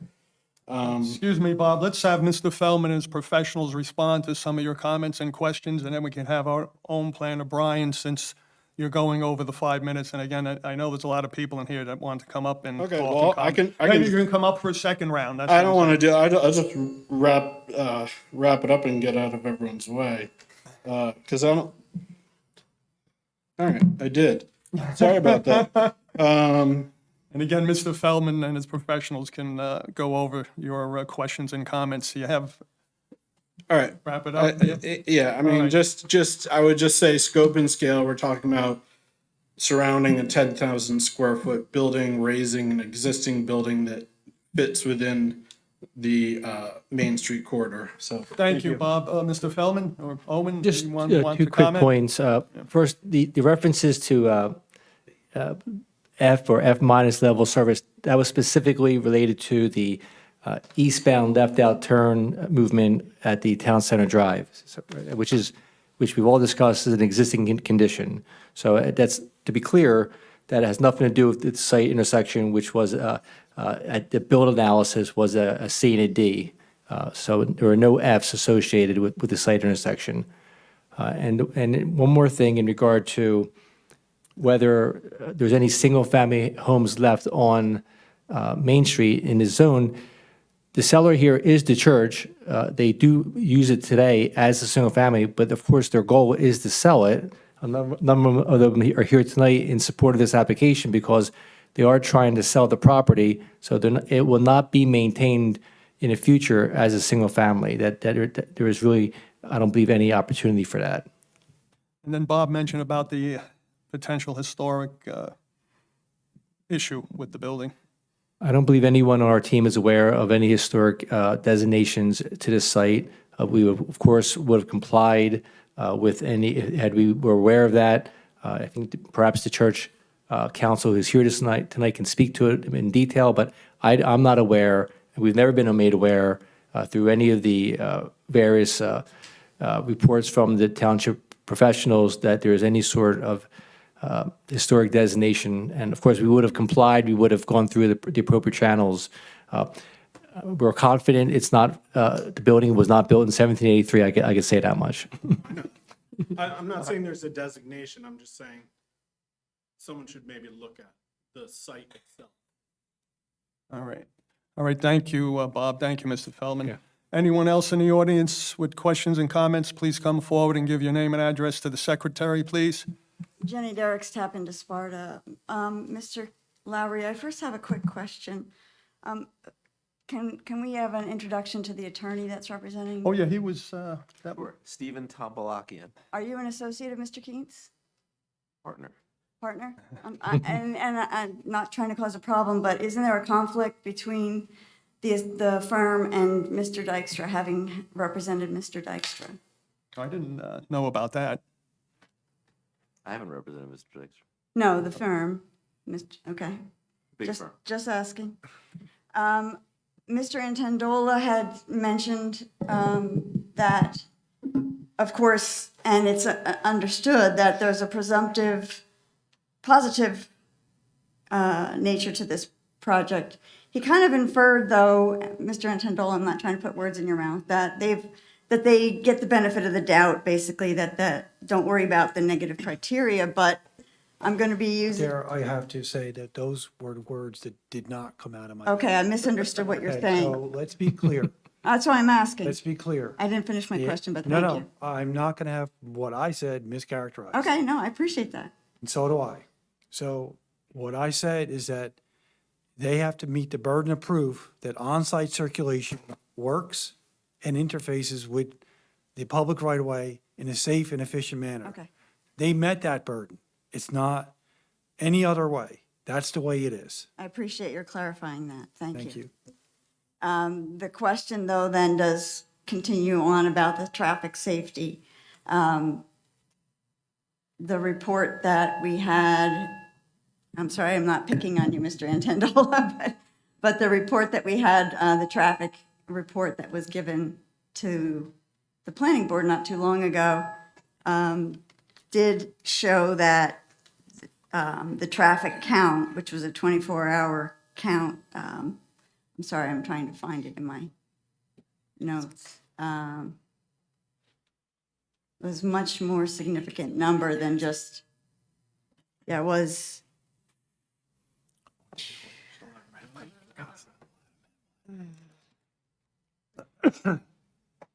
An average of 12,908 vehicles per day on Main Street, which was characterized as a major collector. And so that is a significant number of vehicles traveling up and down the road. And as was mentioned earlier, any traffic going through Main Street, even if you're just going through Main Street and not interacting, not making that left-hand turn, you're going to be creating more of a difficulty in the lived experience of people who travel these roads in Sparta know that that intersection is more than just the left turn lane. Our lived experience is that there is a challenge throughout the day. And Mr. Antendola did nicely explain that since COVID, there is minimally peak hours in Sparta, and that it mostly is spread out throughout the day with and please correct me if I'm mischaracterizing your words, Mr. Intendola, but that the peak is basically through most of the day, so that there is constantly traffic regardless of the 2 hours that were chosen to be studied. And so the question that we always talk about is the traffic issue, and I would ask the board to consider that that is still a main concern for the town, and you're adding to 117 cars in the morning, 117 or thereabouts in the afternoon, which is a significant amount of cars in that major collector 2-lane road. Thank you. Thank you, Jenny. Would you like to respond? Yes. Mr. John? would you And like John to also, respond? just Yeah. one observation, if the concern is that there's traffic all day long, then the childcare use is perfect because our peak hours are literally very concentrated. And so we don't provide traffic all day long and certainly not on the weekend. So it's very concentrated and we've testified to those peak periods. And John, can you speak to the 12,000 number? Yeah, John Korak for the record. That number's a daily traffic volume, two-way volume on Main Street. We've reviewed similar numbers published by the NJDOT. I have no question on that number. Our study focuses on the peak hour in the morning and the peak hour in the evening, because that not only coincides with really the busiest traffic period, but also when the learning experience has their peak drop-off and pickup generally. Right. Thank you, John. Right, and the testimony given was that there are no official drop-off times and pickup times. There are times when it's more possible that people more concentrated, but that there are pickups and drop-offs all the time. There's also, I don't want to get too close. Yeah, that's right. There are also that intersection from the data, the traffic study data done, a 4-year study done by the chief of police indicated that town center intersection saw a 3-fold increase in accidents, motor vehicle accidents. And he being the chief of police, also did say, and it's been noted here a couple of times, the frustration level, and as traffic grows, the frustration level grows, and people use more risky behavior when that happens. That, again, lived experience of people from town. Thank you, Jenny. Anyone else in the public, please come forward. Beth, please give your name and address to the secretary. Beth Broderick, Sparta. To kind of piggyback on what Jenny was saying, because I'm a traffic dork, Jenny mentioned the chief of police's traffic accident study. If you look from January 2021 to June of 2024, at that intersection, which is the Sparta section, it was 30 accidents. Town Center Drive had 46 accidents. So that's something to keep in mind when you're looking at, just so you know, 4 feet is about here. Okay, just to kind of keep that in perspective. Because when you're 5 foot, you can't do anything with walls. Sorry. With the traffic and almost 13,000 people, you're saying 8 o'clock and then around 3 o'clock with school teachers. Well, if the schools are getting out, you guys are between Pope John, Reverend Brown, the preschool, 2 Sparta schools, and a bunch of other stuff in between. That means school buses, student pickup with the personal drivers. So you're saying, okay, well, yeah, there's 13,000 or 12,900 and whatever cars, and it's constant. But your peak hours, your busiest hours are 8 a.m. and 3 or 4, whatever it was. That means that you're putting extra in and out there when you've got school buses and parent pickup and everything. You also have to remember that Cloveberry, which is a couple of doors down, opens at 8 o'clock. So you're going to drop off the kids, pick up coffee, pick up a muffin, and bring the kids over, whatever that is. So you have to factor that in.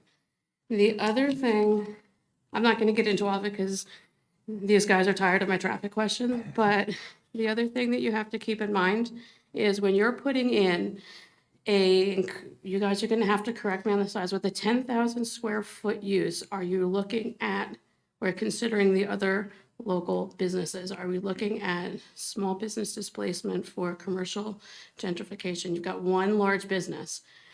Are you disallowing other small businesses and at the same time creating yet another traffic nightmare for a very busy area? And I'm under 5 minutes for the first time ever. Thank you, Beth. Now, who would like to respond to Beth? Would it be Owen or your planner or?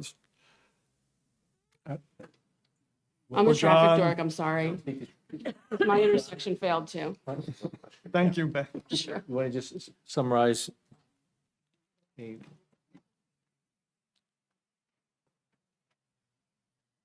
so I just, John Corrick again for the record, I just think it's important to note the balance here, right? We're, to some extent, we have a, you know, a set morning peak and a set afternoon, evening peak, and very little throughout the day.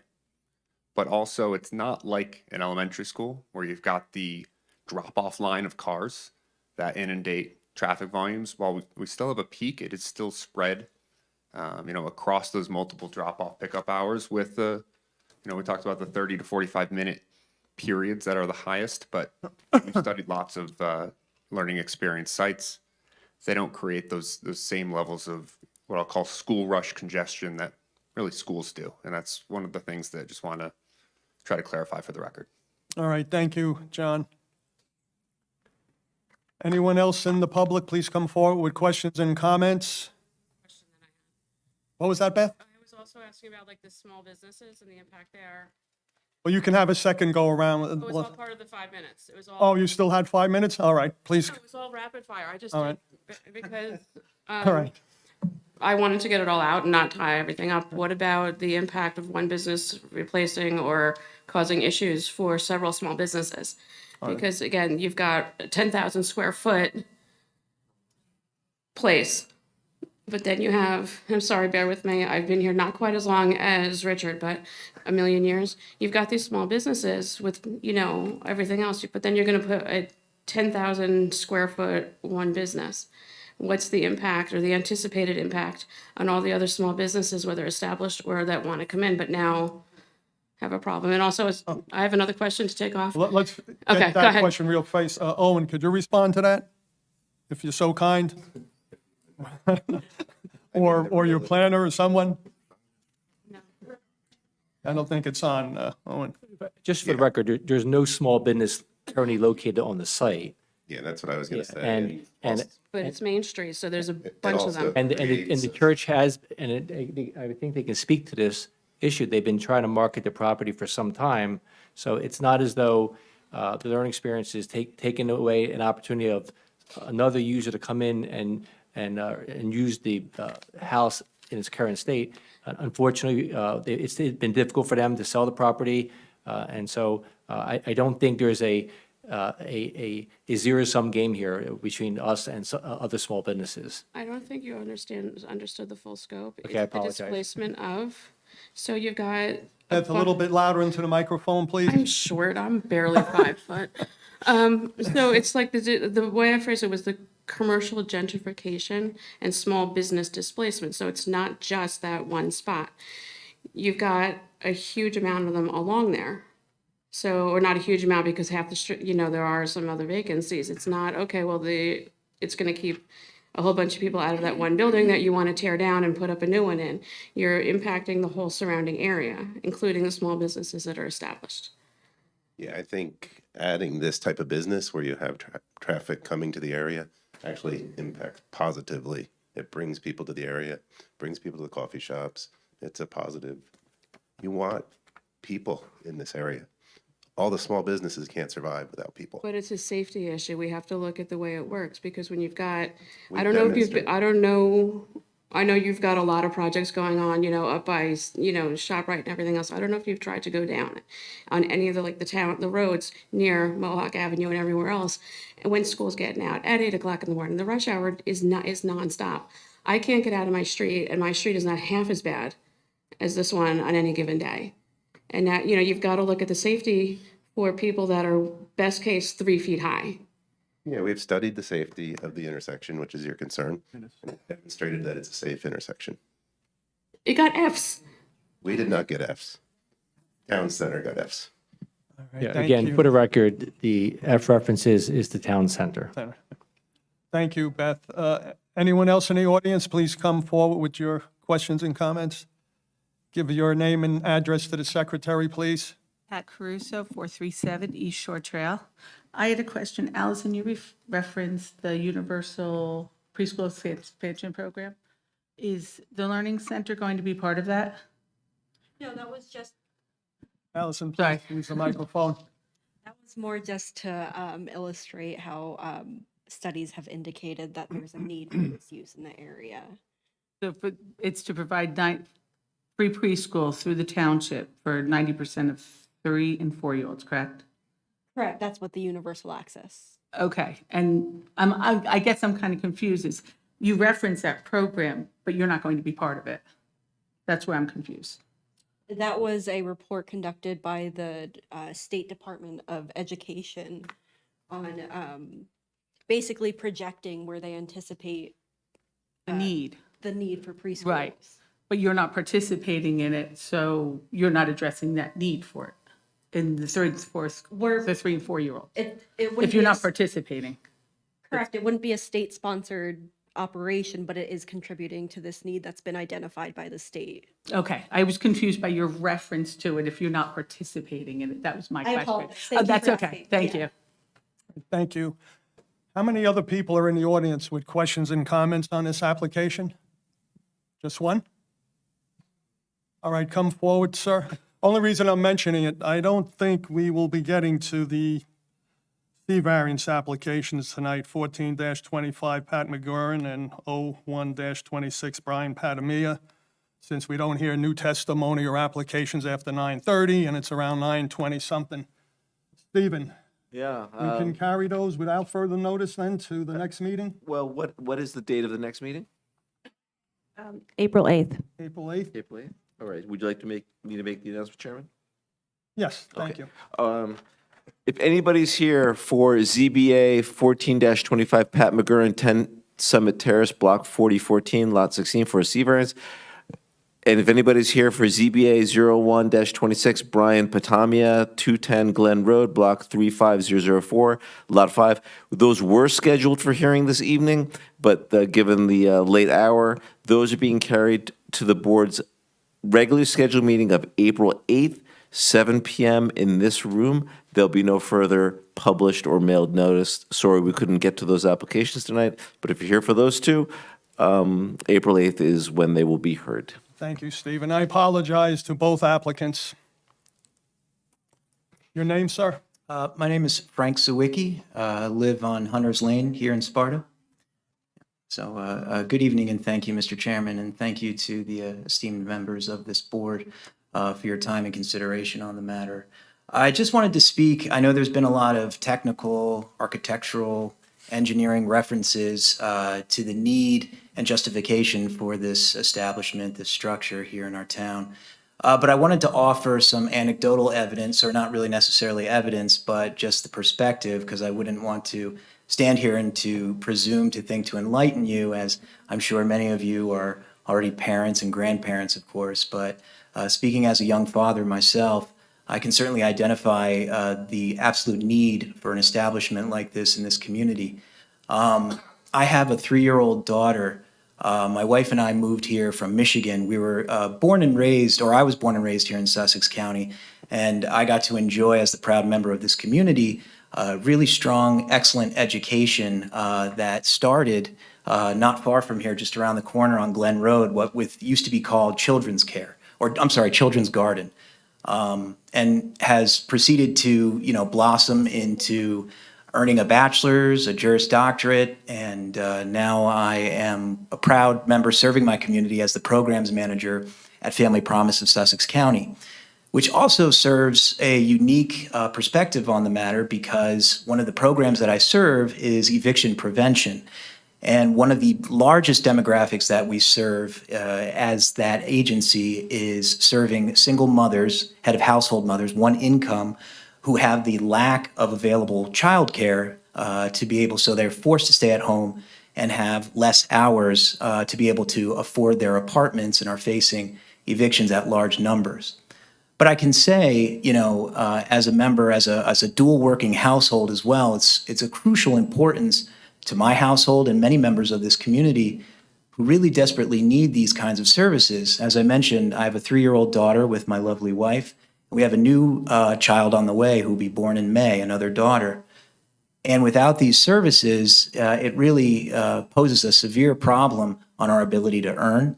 My wife, for instance, the wait list just to get into a daycare here in Sparta was at least a year long. My wife has to take my 3-year-old daughter all the way up to Suffern, New York, where she works, which is a very long commute for a child and poses a lot of behavioral issues and, of course, fatigue and safety issues as my wife tries to commute her up there. So having something local, affordable, and available would be very impactful for not only myself, but young parents all across Sparta and Sussex County. And of course, I'm also a proud, confirmed member of the Sparta Presbyterian Church, who will clearly be the financial beneficiary of this sale. That money, of course, will be reinvested into this community. So I see a whole litany, or excuse me, a real plethora of really excellent benefits that could serve this community, not only to me and my family, but proud working moms and dads who contribute and pay taxes to this community. It'll also bring in a lot of potential patrons to local businesses when they come to drop off their children.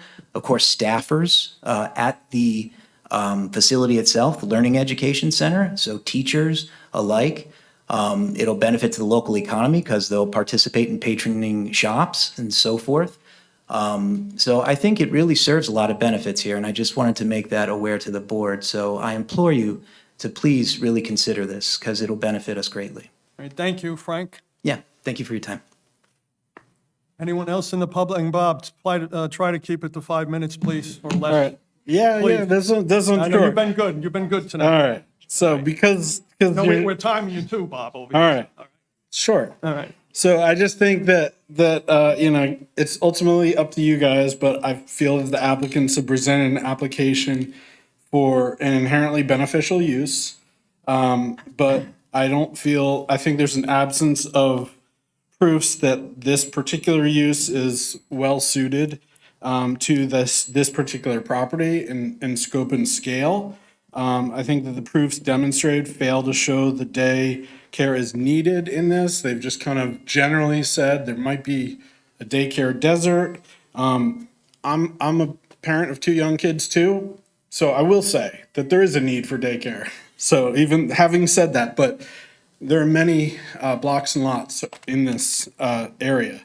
It's also noted that there's a detriment to traffic conditions. Yes, C's and D's, not F's, but F's adjacent. And there's demonstrated safety concerns in regards to the parking lot because on the street side, you have plantings, you have tight area on the side. And so I would just caution you to refer to those as you weigh that and then suggest that you perhaps, you don't have time to, but Inman LLC versus Woodbridge Township Board of Adjustment. I think you guys just need to weigh the inherent benefit and that the negative criteria are well satisfied. I don't believe they are. Thank you. Thank you, Bob. Is there anyone here from the First Presbyterian Church that would like to comment? I'm Daniel Bankendorf from Askin and Hooker in Sparta, New Jersey. I am here on their behalf. I was here just to listen to the application and speak with some of the parishioners here. But I have nothing further to say other than that we're in support of this application.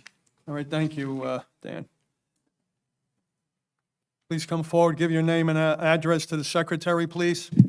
My name is Scott Vincelette, 88 Westgate Drive in Sparta. And I just wanted to share that we do have almost 20 people here from Sparta Presbyterian Church. That's what I thought. So we are a church that serves this community. We're a church that has probably up to 100 families that serve this community and live in this community. And it's something that our church has been trying to sell. As you know, we've been trying to sell this property. It's not been easy. We found someone who is a perfect fit for what we're doing. They can use the property that we have. And we just thank you for your consideration. Okay, thank you. Anyone else in the public? Seeing no one else in the public, the hearing's now brought back to the board. And do any board members have any final questions or comments? No one? All right, the board will entertain a motion approving the application for Sparta Main Street LLC. Mr. Chairman, I'll make a motion to have the board attorney draft a resolution approving application number 16-25 for block 2001, lot 41 at 29 Main Street for a D use variance to allow for a childcare center where it's not currently permitted in that zone. And we've got some C variances for 42 parking spaces where a minimum of 49 would be required for this application. Elimination of off-street loading space requirement. I believe there's 2 of those. Yes. Setback for a freestanding sign at 10 feet where a minimum of 20 feet is required. A sign out front, on front of the building of roughly 121 square feet where a maximum of 55.7 is permitted. And we've got some conditions. That streetscape materials be reviewed and approved by the township engineer. The revision of the landscaping plan to reflect actual and proposed final conditions. The signage package in totality should be reviewed and approved by the township engineer. The construction of water and sewer tie-in be done as soon as reasonably possible ahead of future milling and paving of Main Street. We're going to add a street number to the monument sign. We're going to have the fire and police departments sign off on the building plans and egress plans. We're going to slide the building approximately 4 feet toward the northeast to widen the passageway between the fence and the building from 6 feet to 10 feet. We're going to submit as-built drawings at the conclusion of the project, and that's according to all plans and reports and testimony presented here tonight. Thank you, Mike. I believe you got everything. Chairman, I stand corrected. I don't know if I heard about the elimination of the 7 parking spaces permanently. No. Yeah, I did say it, but Okay. it was one of the C variances at the front end. Yeah, 42 parking spaces where Thank you. Thank you. minimum 49 would be required here. Do I have a second? Second. Any further discussion? Marissa, please call the roll. Michael Joseph, Yes. Richard LaRufa, Yes. Michael Leondi, Yes. Richard Rohrbacher, Yes. Michael Steinberg, Yes. Chairman Kenneth Larry, Yes. and Brian Romanowski. Yes. Romanowski, excuse me. Yes. Congratulations, your Thank D you very variance has much. been approved. Board, thank you. And Mr. Feldman, I'd like to thank you and your professionals for all the updated application that you presented here tonight from the original plan. Of course. Thank you very much for entertaining us. Nice Thank work, you. guys.